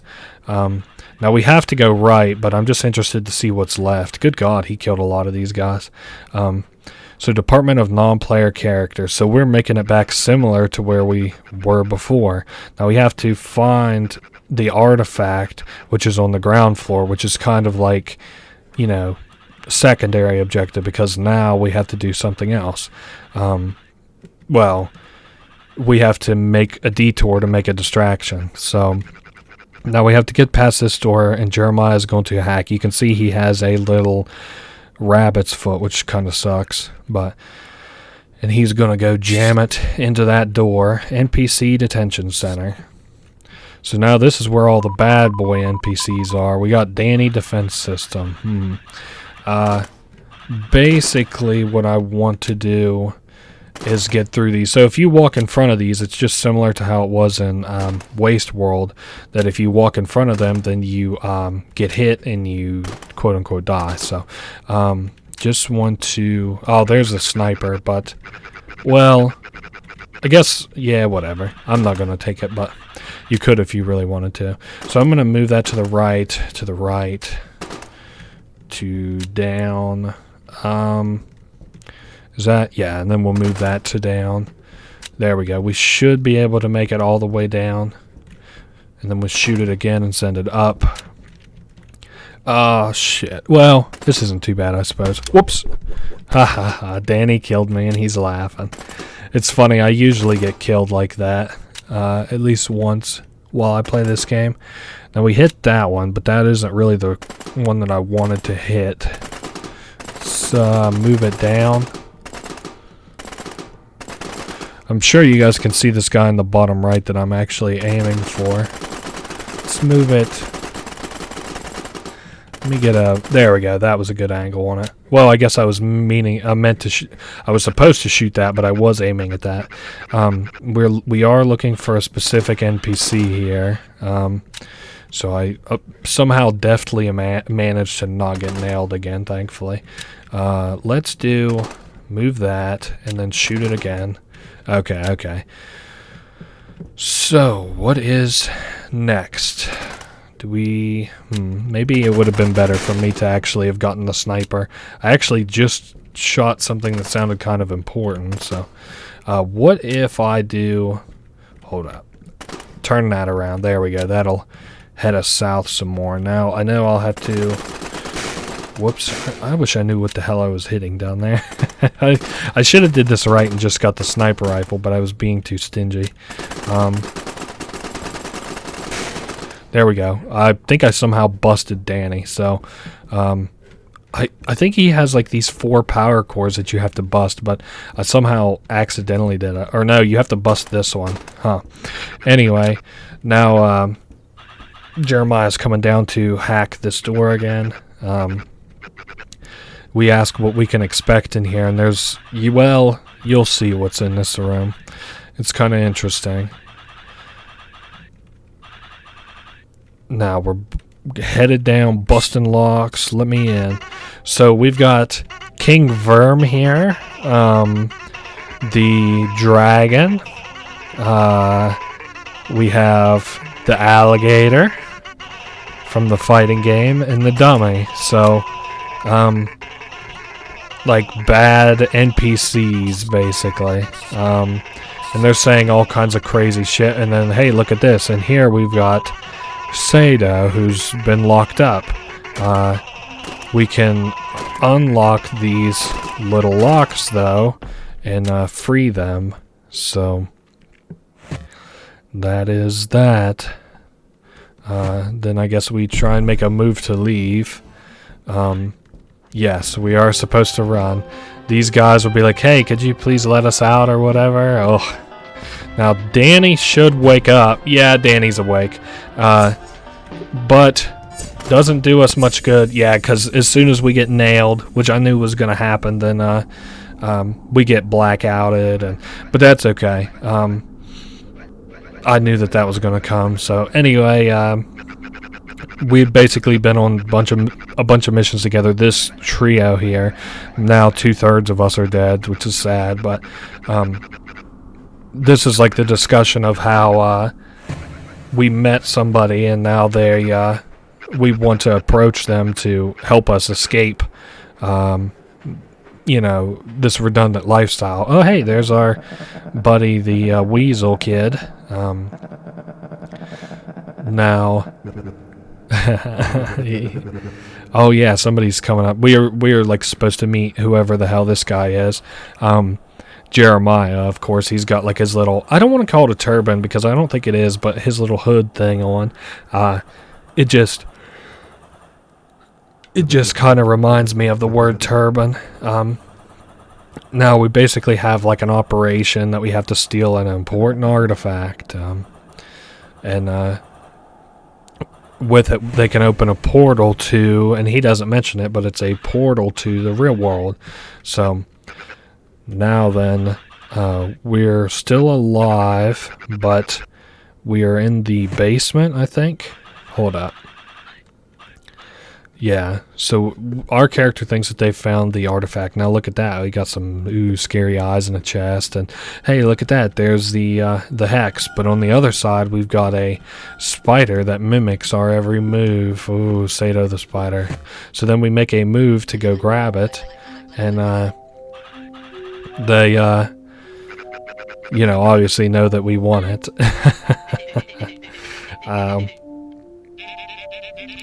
So we set them free, and to be appreciative, they say like, hey, let's have some fun with it. Now, so there's the Triforce, a Tetris piece, a Sonic ring, a Pokeball. Now this one's kind of fun. We should have a gun. Yeah, look at this guy. This is like this little mini boss area or whatever. And he'll charge us, and then we shoot him in the back. That's pretty much the this little mini boss here. Not very hard at all. Ooh, there we go. I think we beat him. Nice. And so Sato says, like, not very effective. Let's see what else we got here. So now we've got, I don't know what that was, the head. Oh, a turkey mask from Hotline Miami. Now we got a frying pan here, and of course you can probably tell this is in reference to PUBG. So basically what you want to do is head up to the top left as far as possible. I think it is. It's been a little while since I played, but we're looking for a secret weapon, I think. Oh, hey, there's a shotgun. I'll take that. Whoa, whoa, whoa, whoa, whoa. If nothing else, we can just use a regular weapon. But so as the circle starts to shrink, we want to stay in the top left. Now this is just like PUBG. Man, it's been so long since I've even heard tell of it. I tried to play it once and I was just so bored with it. Oh yeah, there it is, the Intervale sword. Nice. It's a one-hit kill sword. Also it moves us extremely fast, which is cool, but I guess I could make an attempt to kill that guy. And it's pretty neat. There was something else I was going to say. Oh yeah, I haven't played PUBG. I tried to play it once a long time ago, but I didn't really think that it was really that fun or interesting, so I never kept playing it. Now, I think the end of the circle is in the top right, and you'll gradually see these characters die off more and more to different little this and that things. But yeah, I guess the frying pan was a big way to kill somebody. I remember an old video. It's so funny. It's a guy who's like laying on the ground, and then some other guy like runs up to him while he's like downed, and he has a pan. He's like, "Please don't pan me, bro. Please don't pan me, bro." So we're getting now here to the very end, the very nitty gritty of the characters. Now, it does, again, like I mentioned, it does end in the top right. We may not even get to kill the last person. Yeah, the last person was killed by which you would be the storm or the gas or whatever. They call it the blue in this game.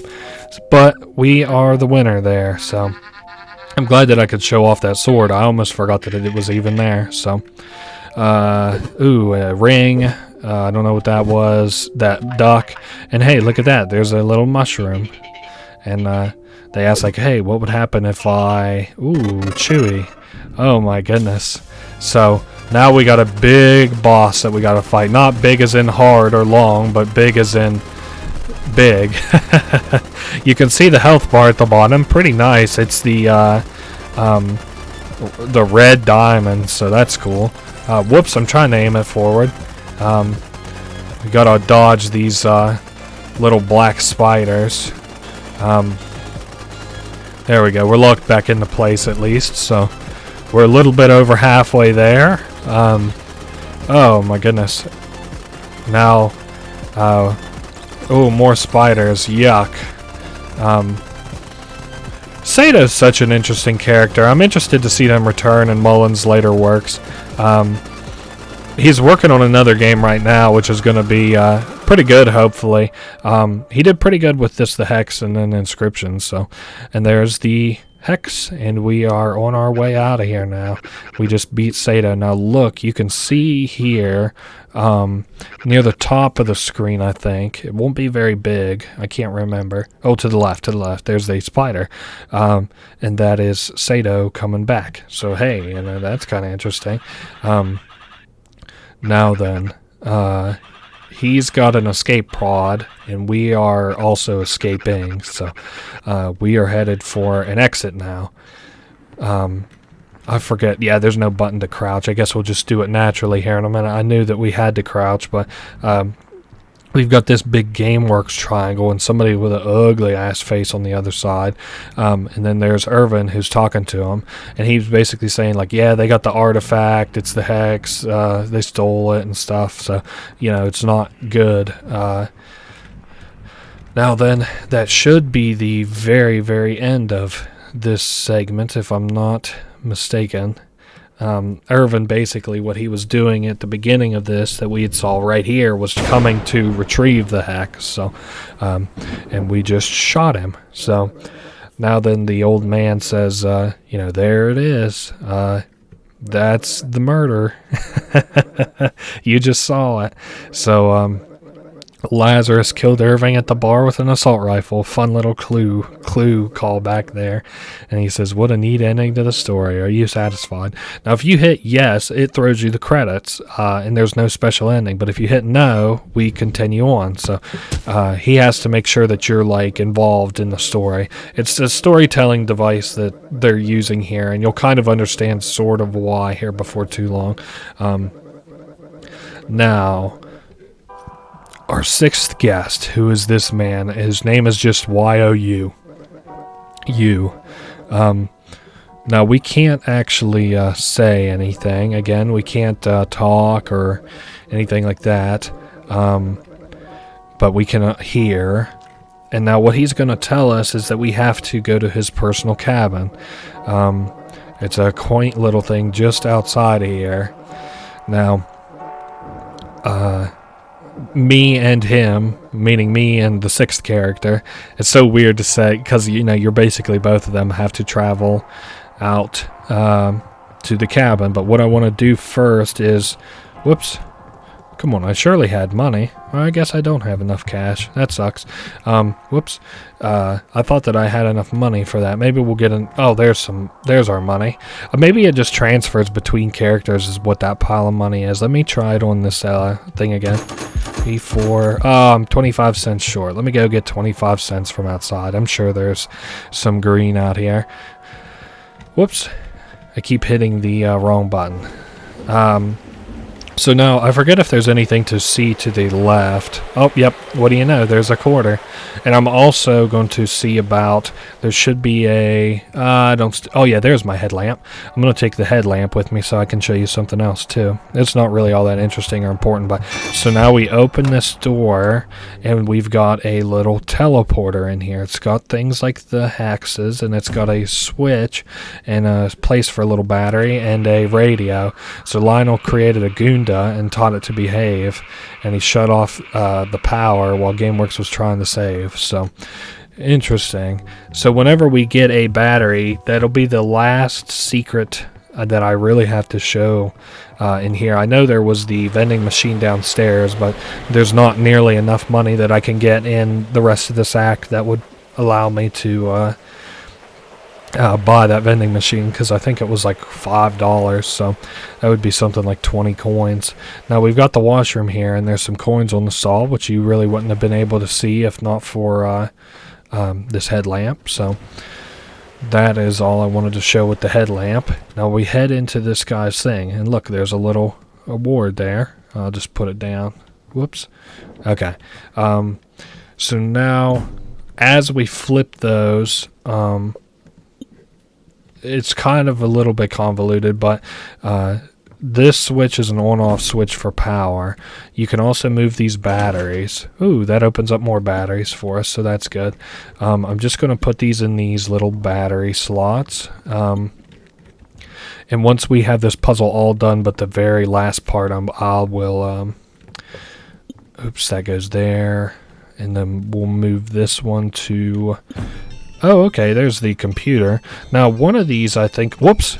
Oh, okay, well, we're headed down. I'm taking the key with me. All of these symbols on the wall are actually translated from Egyptian, which is kind of interesting. So, that's that. Now, we've got a very interesting segment that we're in called Walk, the magnum opus. And there's going to be a lot of talking in it, and I'm not sure how much talking I'll actually get done. But this is the 6-character, 6-act. Welcome. Right. This is Lionel Snell. If you're hearing this, it's because you turned on the developer commentary for my latest game, my magnum opus really, called Walk. So there we go. He said something. He explained it better than I did. And now I'll probably be sharing commentary with this guy for the rest of the game. The scene you're looking at is a model of my childhood bedroom. This right here is where Super Weasel Kid was conceived. Take it in. So there's all these different little highlightable things we can interact with too. That weasel was my favorite pet. I called him, yeah, you guessed it, Weasel Kid. Okay, I think that should be... Oh, no, Cooking Granny. One of my favorite games at that age was Cooking Granny. I thought Chef Bryce was the coolest. You know how that turned out. Okay. Oh, and then here's this thing. And that's Mr. Shrewd. The two always made little squeaks and chirps at each other. I like to imagine they were talking. Shrewd would be this wise parental figure giving advice to Weasel Kid.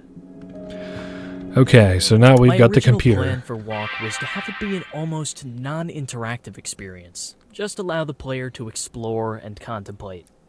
I did some market research though, and well, that kind of game was falling out of vogue. Not much money in it, so I jammed in some real gameplay. Okay, so basically... I thought that since this is about my life as a developer, why not show the player what it's like to make a game? I mean, this is like a way dumbed down version of the stuff I do, but to the average gamer it's a challenge. I remember when I first got the jumping code right and hooked it up to a keyboard button. Oh, that dopamine rush electrified my childhood brain. So what he said, we just basically have little puzzles that we're doing here at the end. Now this is Irving came as part of the GameWorks package. I was a little hesitant about using an AI at first, but he became really helpful. Yeah, what he said. So we basically drag these chains to the entity that we want to manipulate with them, and then we tie them to the button. On Irving. He assured me that it was easy for him to come up with enemies and non-player characters for me, so I let him do his job. Okay, so this is pretty easy. Basically, we bind a jump to the left click, and then move right to the right button. So now we made it to the tower, or the flag. Irving told me we couldn't get the original Super Weasel Kid for Walk. Something about losing the files. Kind of a shame, I guess. Yeah, it's kind of interesting. I wanted to show it before we did the next puzzle here, but yeah, this is not the same Weasel Kid that we know. He looks a lot gruffer. Okay. So basically, I want Super Weasel Kid to move right when I hit right, and then we want him to move left when I hit left. That's good. And then the last one that we need is the left mouse click to jump. Let's see where our little thing is. I guess we'll go up, down, over. Okay. Now we just put that there, and just like that, we can move left, right, and jump. So it's kind of, the puzzles get way more and more complicated and convoluted. Now at some points, it's not too bad, but dude, the bomb that we do at the end of this, spoiler I guess, oh my goodness, such a pain. Now here, for example, we need to bind that Grunda to move right instead. So we're going to go ahead and have this moved up to the right, and then, there we go, I just killed the Grunda. Now, we break this chain again, and make it go to the left. Or not make it go to the left, but make us go instead. And just like that, we should have beaten this computer, I think. The success of Super Weasel Kid paralyzed me. I tried starting a few different games, but I kept comparing them to my big hit. What would people think if I put out something that was worse? That I had just gotten lucky the first time? That I'm a one-trick pony? Eventually, I settled on making a sequel. Super Weasel Kid, Radical Road. I tried to learn guitar, but I couldn't motivate myself to practice. There was something about the immediacy of game development that I couldn't get out of that thing. I like the look of this. I like the particle effects here. It's kind of relaxing. It doesn't relax me like an old childhood room does, but something about like this room in particular feels very warm. Mr. Shrewd was getting older, both in Radical Road and real life. The older I got, though, the less I really cared. Okay, I guess that is all the things to interact with. So we are going to start up this I'd been puzzle. playing a lot of fighting games at that age. Always loved those. I wanted to make one, but I wasn't quite as talented as I would become. So that's why I just had to add combat to Radical Road. Okay, so it basically forces us into combat here. We need to bind Take Hit to the Grunda, and we need to bind Punch to Super Weasel Kid. And there we go. Now we move this into the left button, and I thought it was ka-cha! just exhilarating to beat the shit out of that Grunda. But the critics really came down on me for that part. It left me feeling like I had no idea what people wanted. Radical Road was met with mixed reviews, and it made me panic. I resolved to put away Super Weasel Kid forever and try something new. To top it off, my shrew died. Oh, that's sad. Oh my goodness, it's night now too. Weasel Kid actually escaped, if you can believe it. I took him outside one time, and he slipped out of my hands and ran into my neighbor's rose garden. I searched for hours, but the garden was pretty big, and the thorns were painful. Mr. Shrewd was long dead at this point. Shrews just don't live that long. Okay, so we should be ready to do the... Yep, ready to do the I next get puzzle. emails once in a while, people asking to make deals, wanting to capitalize on my IP. It had been a couple of years now since Radical Road, and one day I just said, fuck it, fine. I sold the franchise to the highest bidder. So this is the the contract I was talking about earlier. So it basically is talking about it's an agreement between Game Funa and Lionel Snow. So there's the two big players of this game. There's Game Funa and Lionel Snow. Now miscellaneous injectively binding on successors, amendment waivers, severability, blah blah blah. There is something up here about don't tickle the chins of mountains though, which is funny. So this is the CEO of Game Funa, Lou Natus, which this last name spelled backwards is Satan, so that's that. And then there's Lionel Snow. So when I there we saw go. what they did with Super Weasel Kid, I felt a little part of myself die. But I was 18 years old and loaded. It was actually one of the best years of my life. Okay, so The now next scene is based on my foray into larger scale game development. The plan: make a fighting game. Not every... Okay, just jump a little bit higher. You're almost there. Anyways, as I was saying, I don't get nearly enough credit for starting one of the most popular fighting game franchises in history. so interesting that he started the Arena X. It's a beauty, isn't it? I put my weasel bucks to use and bought this place with cash. Then I hired a team. Okay, so there is something that I want to look for while we're in and around here. There is some secrets that are behind some of these posters. Now, there's a lot of posters. Aha, there we go. So, Wizarro Best Friends Message Chat. That's basically what that means. Is it's been a little while since I have actually, done anything with this, I hired but my childhood friend Carla to work at my new studio. She was halfway through a degree in computer science, but I offered her a huge salary. Hard to say no to that. so this is what I wanted to show. These are tarot cards, and I'm actually going to try to collect as many of them as I can remember. So there was one tarot card, and there's her little computer with the duck beside it, and you can see that she was building a thing here with the eye and Sato, something to do with the devil, I'm sure. So Carla's first order of business was to tell me that I had designed too many male characters. I tried to tell her that Steambot Willie was genderless, but she insisted. So I created Chandrell while she worked on Sato. Based Lionel? That eye. That's the kind of thing I'm talking about. Ever since Carla created Sato, I'd get these weird, annoying bugs in my games. And I'm still getting them in Walk. So what he said. These, I don't know if it's so much worth explaining how these puzzles work other than just completing them myself. Because they're kind of convoluted. Now then, we can move left or right, and... Not Whoa. exactly sure what Carla Spooky. did while she was creating Sato. She told me some mumbo-jumbo about pushing GameWorks to its limits.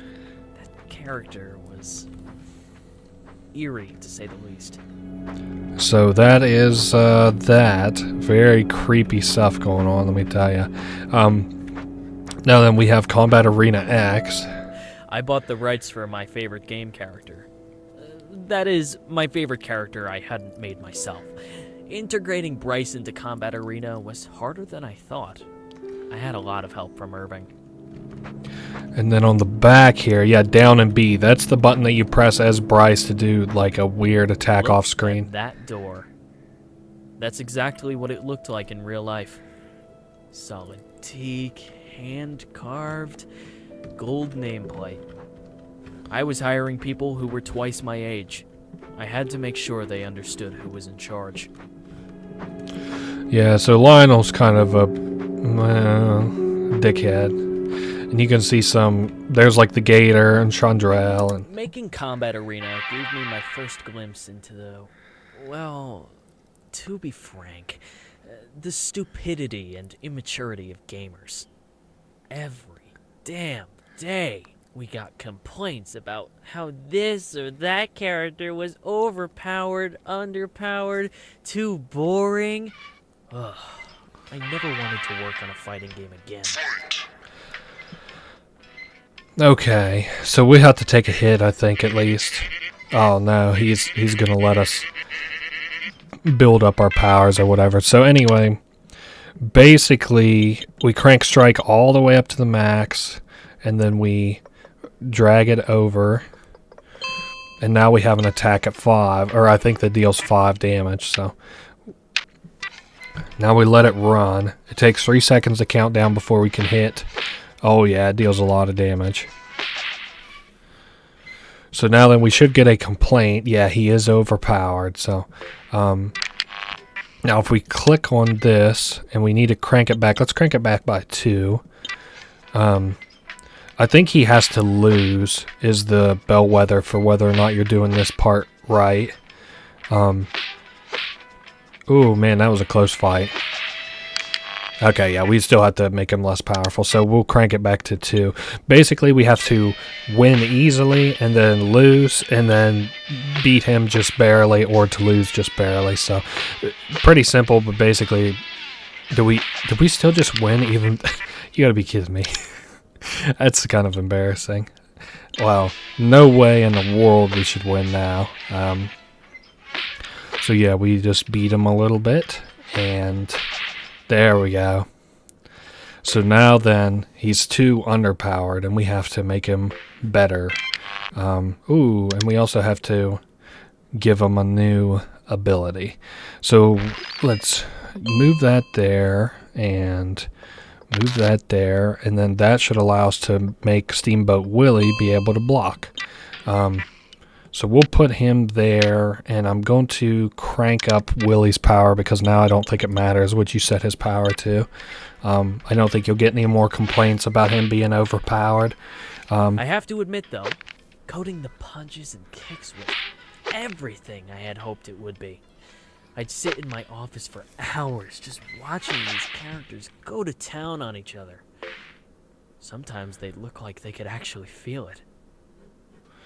Okay, so blocking was too good of an ability, so we have to give him a new one. Basically, it just means that we have to redo this puzzle here, so it's not that hard. Basically, we move, let's see here. We'll have to move this guy to there.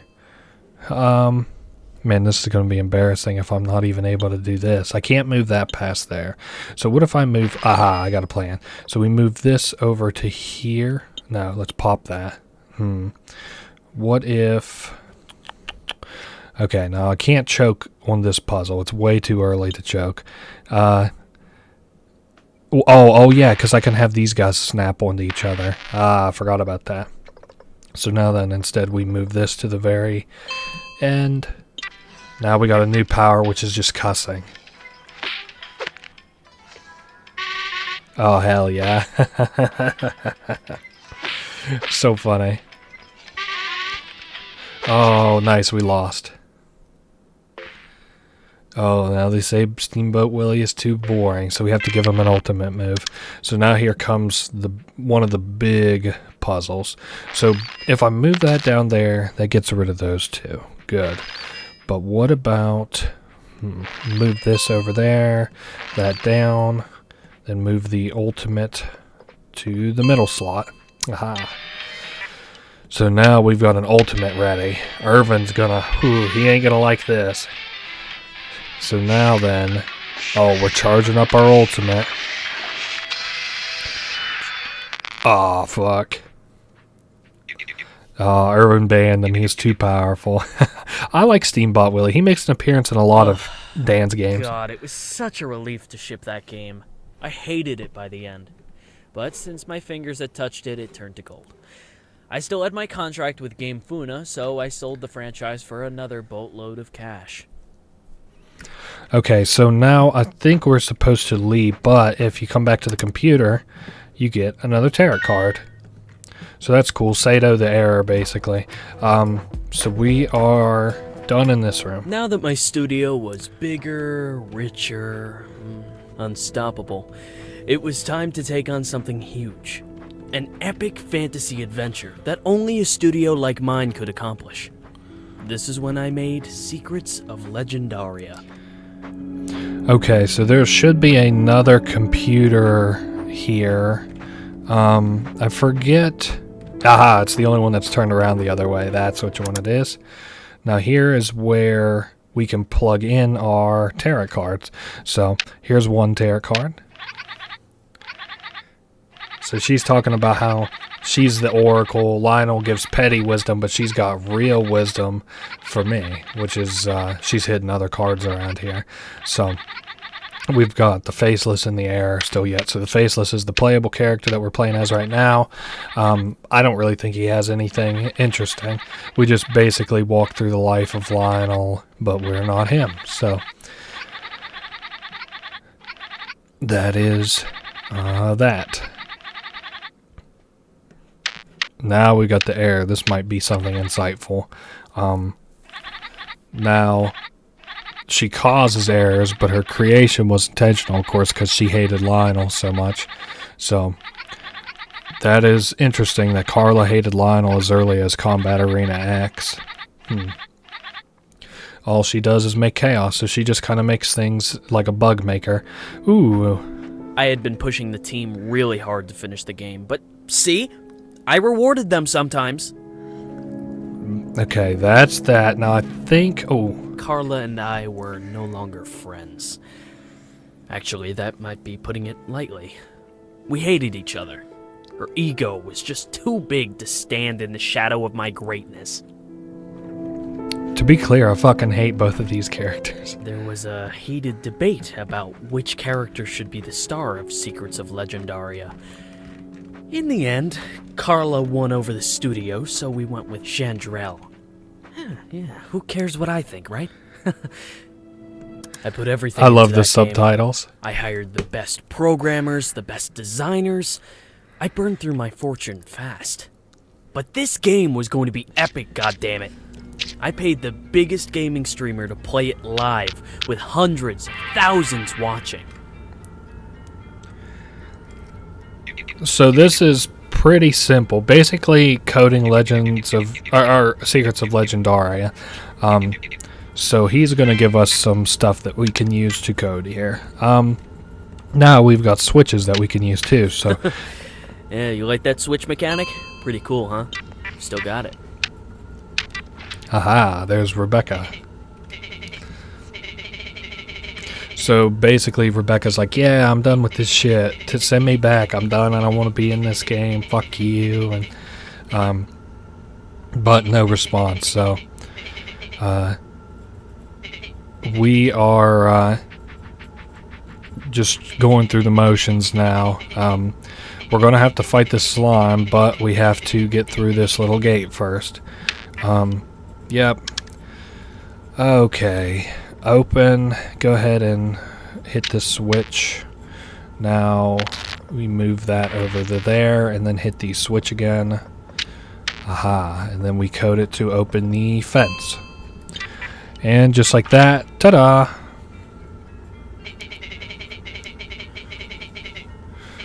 I like playing as this character in the little RPG stuff. I'm glad that they picked... I don't even think she's charismatic. I just think that she's fun. I'm glad they picked her for like this and then the subsequent games to return and stuff. Okay. So, preparing the game level, we've got some slimes. Now then, we need spells. So let's code us up some spells. Turn the damage up on these hits. And so hold up. There's the switch. I want to turn that on. And then I want to turn the green one on also. So I can get the hit one all the way up to max. And we'll put that in the first spell slot and fire a missile.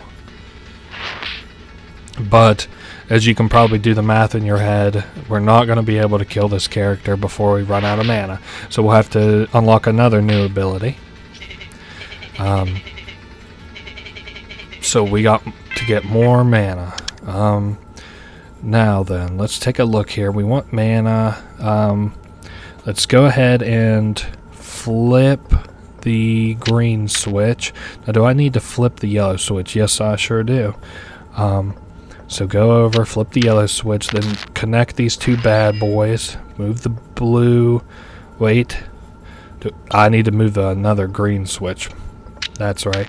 Then we move this over and connect it to the enemy. Oh, no. Do not connect it to the enemy. Connect it to the friend. There we are. So now we move this into the second slot. Whoops. Second slot. And we should get Mana Wave. So, restores our mana. Very simple. Now we cast Fire Missile and it kills the tough slime. So there we go. Lo and behold, that was easy peasy. I'm surprised we even got a level up.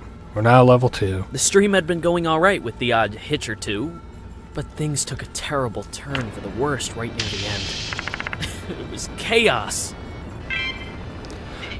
So we can move to kill this thing. What the hell is this move that it's giving me? Let me take a look here. Crit boost. Yuck, I don't want that. I don't give a shit about crit boost. I do, however, want to... Whoops, not that. I want to change this to hit all. Well, yeah, fuck it. I guess I'm already in it now. So let's go ahead and change it to a hit all. Oh, shit. I moved it off the yellow. I didn't mean to do that. Hit all enemies. Cool. So now then when we do Firestorm, it will attack all of his shit. So, and then of course we have to do that because these tentacles are gonna, kill us really fast otherwise. Hit with Firestorm again. Nice. Now, I'll need to change this so that I get, well, hold up. Let's attack a couple more turns before I change it to HP. Okay, yeah, I got at least one more turn that I can do it.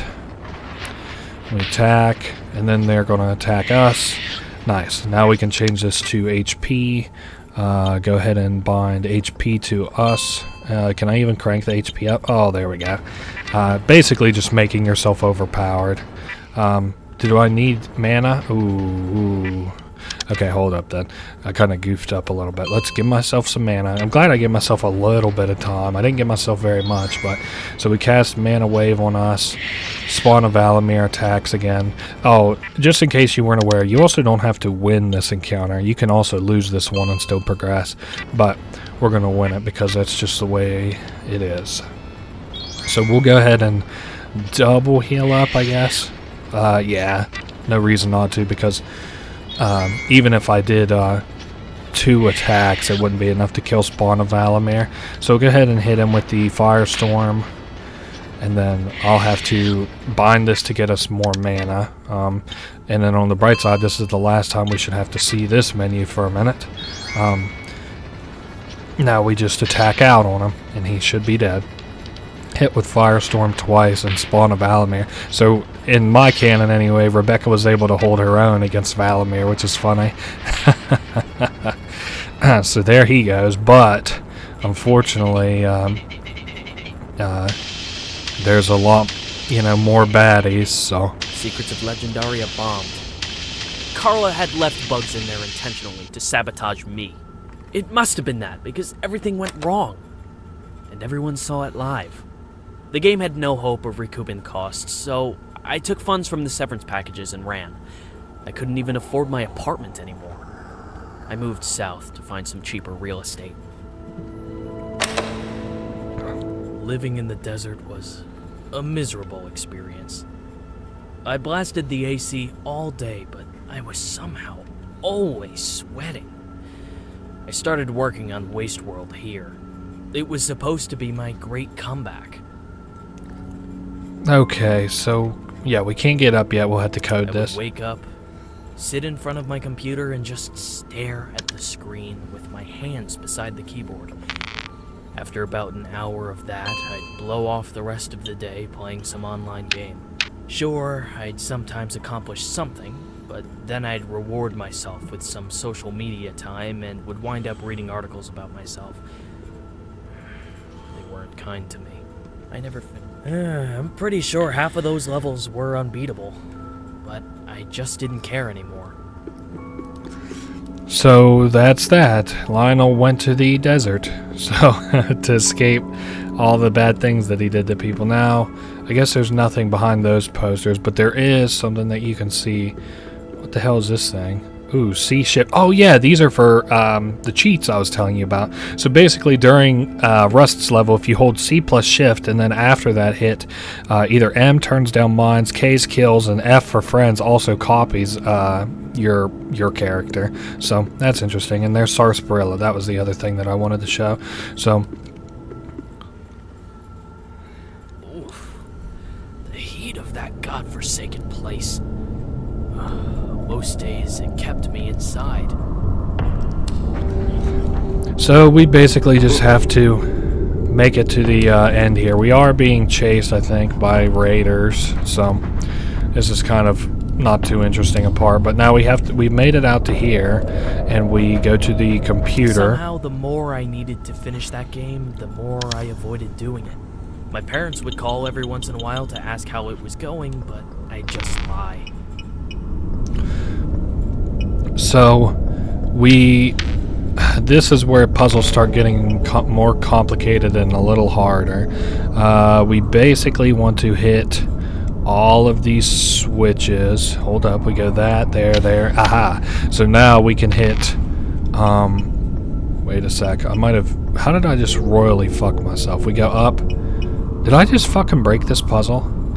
Nah, hold up. Oh, okay, I see what I did. I have to go to the right now. Phew, good thing I'm just an idiot. So now then, check this out. Boom.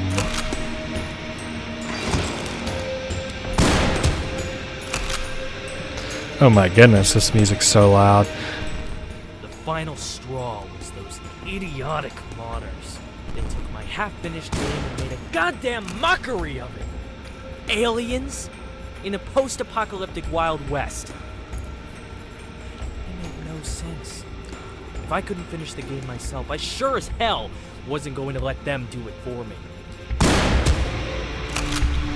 So pretty simple, we just have to kill some of these aliens and then something. Strong enough to take on those modders really fired me up. It was just what I needed to bring those lowlives to task. Those gormless basement dwellers were going to pay forever. Aha. So as he says, he goes on like that for a while, so he's going to speed us up through that little tirade or whatever. So now we have to listen to these instructions closely. So when we see a door of light, walk back to whence you came and look to your right. It's not really that deep. It's super easy. Now, let's see how far I can skip you forward. Whoa. And that's how I programmed the blood particles. I think it really contributed to the visceral pleasure of Vicious Skeleton 2, making it the obvious standout in the series.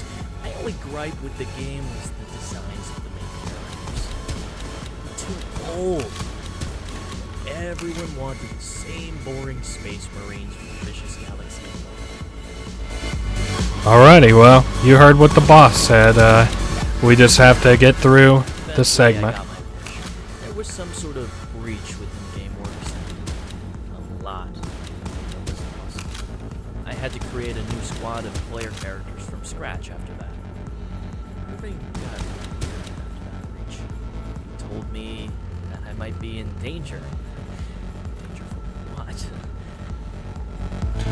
Okay, jump down and we should have to disarm a bomb.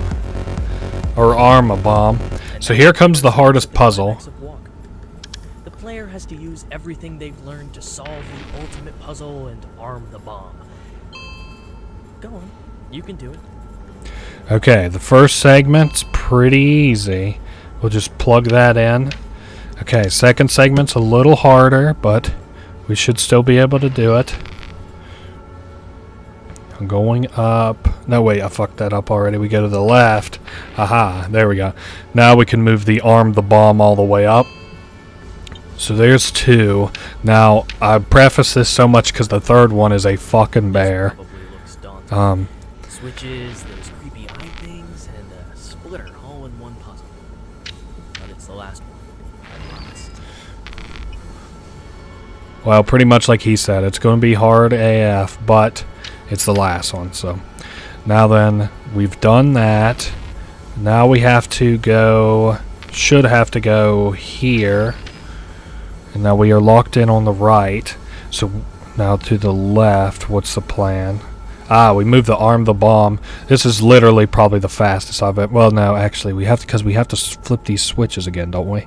Yep. Okay, so we have to redo all these, hit all these switches at once. Ta-da! And there we go. Now that's the fastest I've ever fucking done that puzzle. Crazy. Time for this bomb to go off. There's nowhere to go.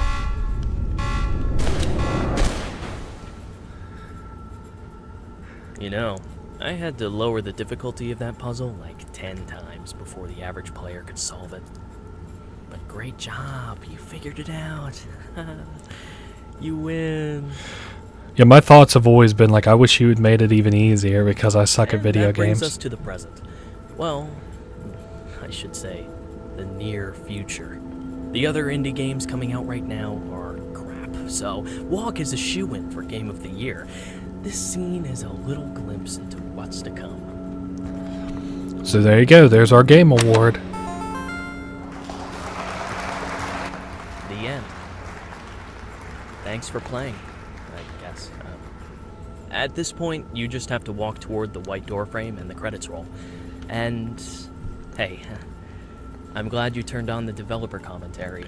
I hope my story was as much an inspiration to you as it is to me. This is Lionel Snill, signing off. So there we are. You get all that? Oh. Okay.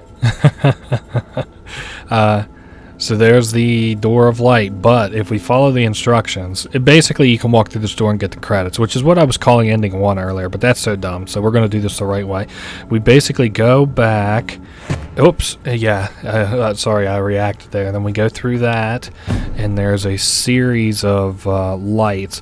Now, I am going to fix it in post so it isn't so loud, but just a warning that there is flashing lights, not really what I would probably consider jump scares, but very loud shit coming. And just in case I don't edit it to your liking, just be mindful of the volume. So now we hit this thing. Super Weasel Kid was not my first game, that was my first game. Okay, so Super Weasel Kid was not the first game the Lionel ever made. What would it be then? Ooh. Ah, root beer tender. So, there we go. So if we... This is basically like the root beer... I don't know what this game was called. I never played it. I didn't think it looked very good. Out of all the old style games, this is probably one that interested me the least. So, and then we got, you know, Reginald here up at the top, and we've got, Jeremiah in the bottom left there, mopping our floors for us like a unit. This would be a pretty cool life to live. I'm not really a big fan of alcohol myself. Oh, hey, we're in a wheelchair. Oh, well, if it was root beer. I guess not too many people are probably drinking root beer, though. Ooh, it's closing time, Reginald. So basically, he's trying to close down this game.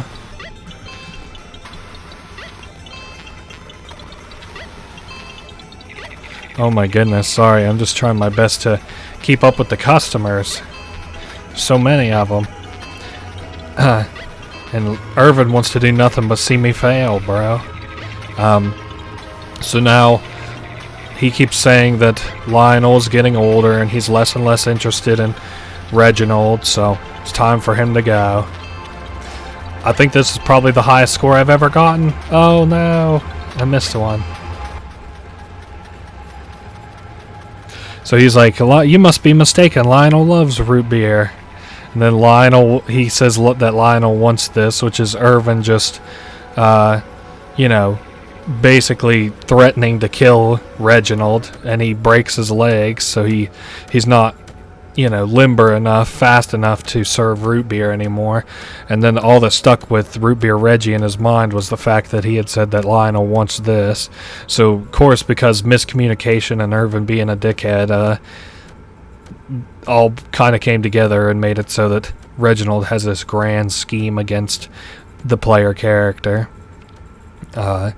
So that is that. Now we have his face staring at the player character, and that's kind of eerie, huh? Ooh, now fade to white. What could happen next? So eerie. Yeah, we're coming up very close. We're probably within 3 minutes of the ending. Oh, I do like this song too. So we now know the whole story, quote unquote, and now we understand why all these people were gathered here. So we have a role to play in this, which we were told earlier, and maybe get told again here, that if 6 playable characters and a human all come together, then they can free them. Somebody can open up a portal to the real world. So all of these people, for different reasons, all want to escape and help each other escape. So that's what that is. So we've got 6 people here ready to open up the gate to the hex. Whoa. And now it's going to get really loud. I'm mostly just saying that for myself so I can remember to cut it in post, but we get our hand kind of close, and as soon as we put it on, boom. There we go. Now you can see Reginald is like levitating because he's good and ready to go to the real world as the hex is open, and he thanks us. You can see a spider. I no longer have a mouse, but you can see a spider up in the top right. That's Sato getting ready to go to the real world along with Reginald, which is cool. So now then all these characters are going to allow Reginald to enter the real world and to punish, you know, Lionel Snill, his creator. So anyway, he goes to put his hand through it, and he grabs Lionel and starts choking him. Could you imagine that? You're just sitting there watching TikTok on your phone, and then fucking a hand comes out of it and starts choking you. How fucking scary that would be. Oh my goodness. But you know, now Lionel is dead, so that's really, really spooky. Anyway, I wonder, for the sake of the credits, what how long that they go on for. I guess I can go ahead and speak for it now for as long as it doesn't show us the post-credit scene that I really enjoyed this game, as I usually do all of Mullins' games. I think a lot of them are really, really, really fun, and I'm interested to see the next one that comes out, to see if it'll live up to the hype that I enjoyed of the Hex and Inscryption. Inscryption's such a knockout. I love talking about that game. I love the gameplay of it, and I'm so proud that I had done the lore videos on it and stuff. I don't take pride in too many things that I do, but that's one of them for sure. And that has been the Hex. Now, like I had mentioned, there is a post-credit scene. I'm going to talk for the duration until either the post-credit scene comes up, or I find that that I don't have anything else to say and it's worth just cutting to. So anyway, yeah, I enjoyed this game immensely. I thought it was a very nice callback to certain other games, and I always like all of the intrigue that Dan puts into his games. I have a lot of fun just watching other people play them and playing them myself, and all the things that you discover. I probably showed just a little bit over half of the secrets. Some of them weren't totally complete, like the tarot cards that I showed at the end. I only showed 3, and there's a total of 5. So and then there's also other tie-in games.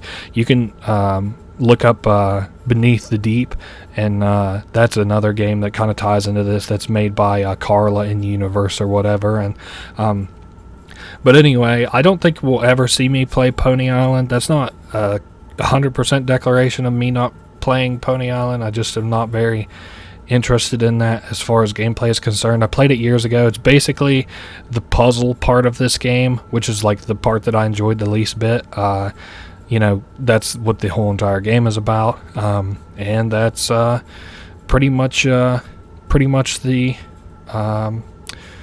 whole kit and caboodle of this game. So like I said, I won't make you guys sit here for the full duration of these credits. I just wanted to kind of say my part for right now, and that's all I had to say. I guess I'll see you guys in the next video, and I'll get ready for the post-credit scene now.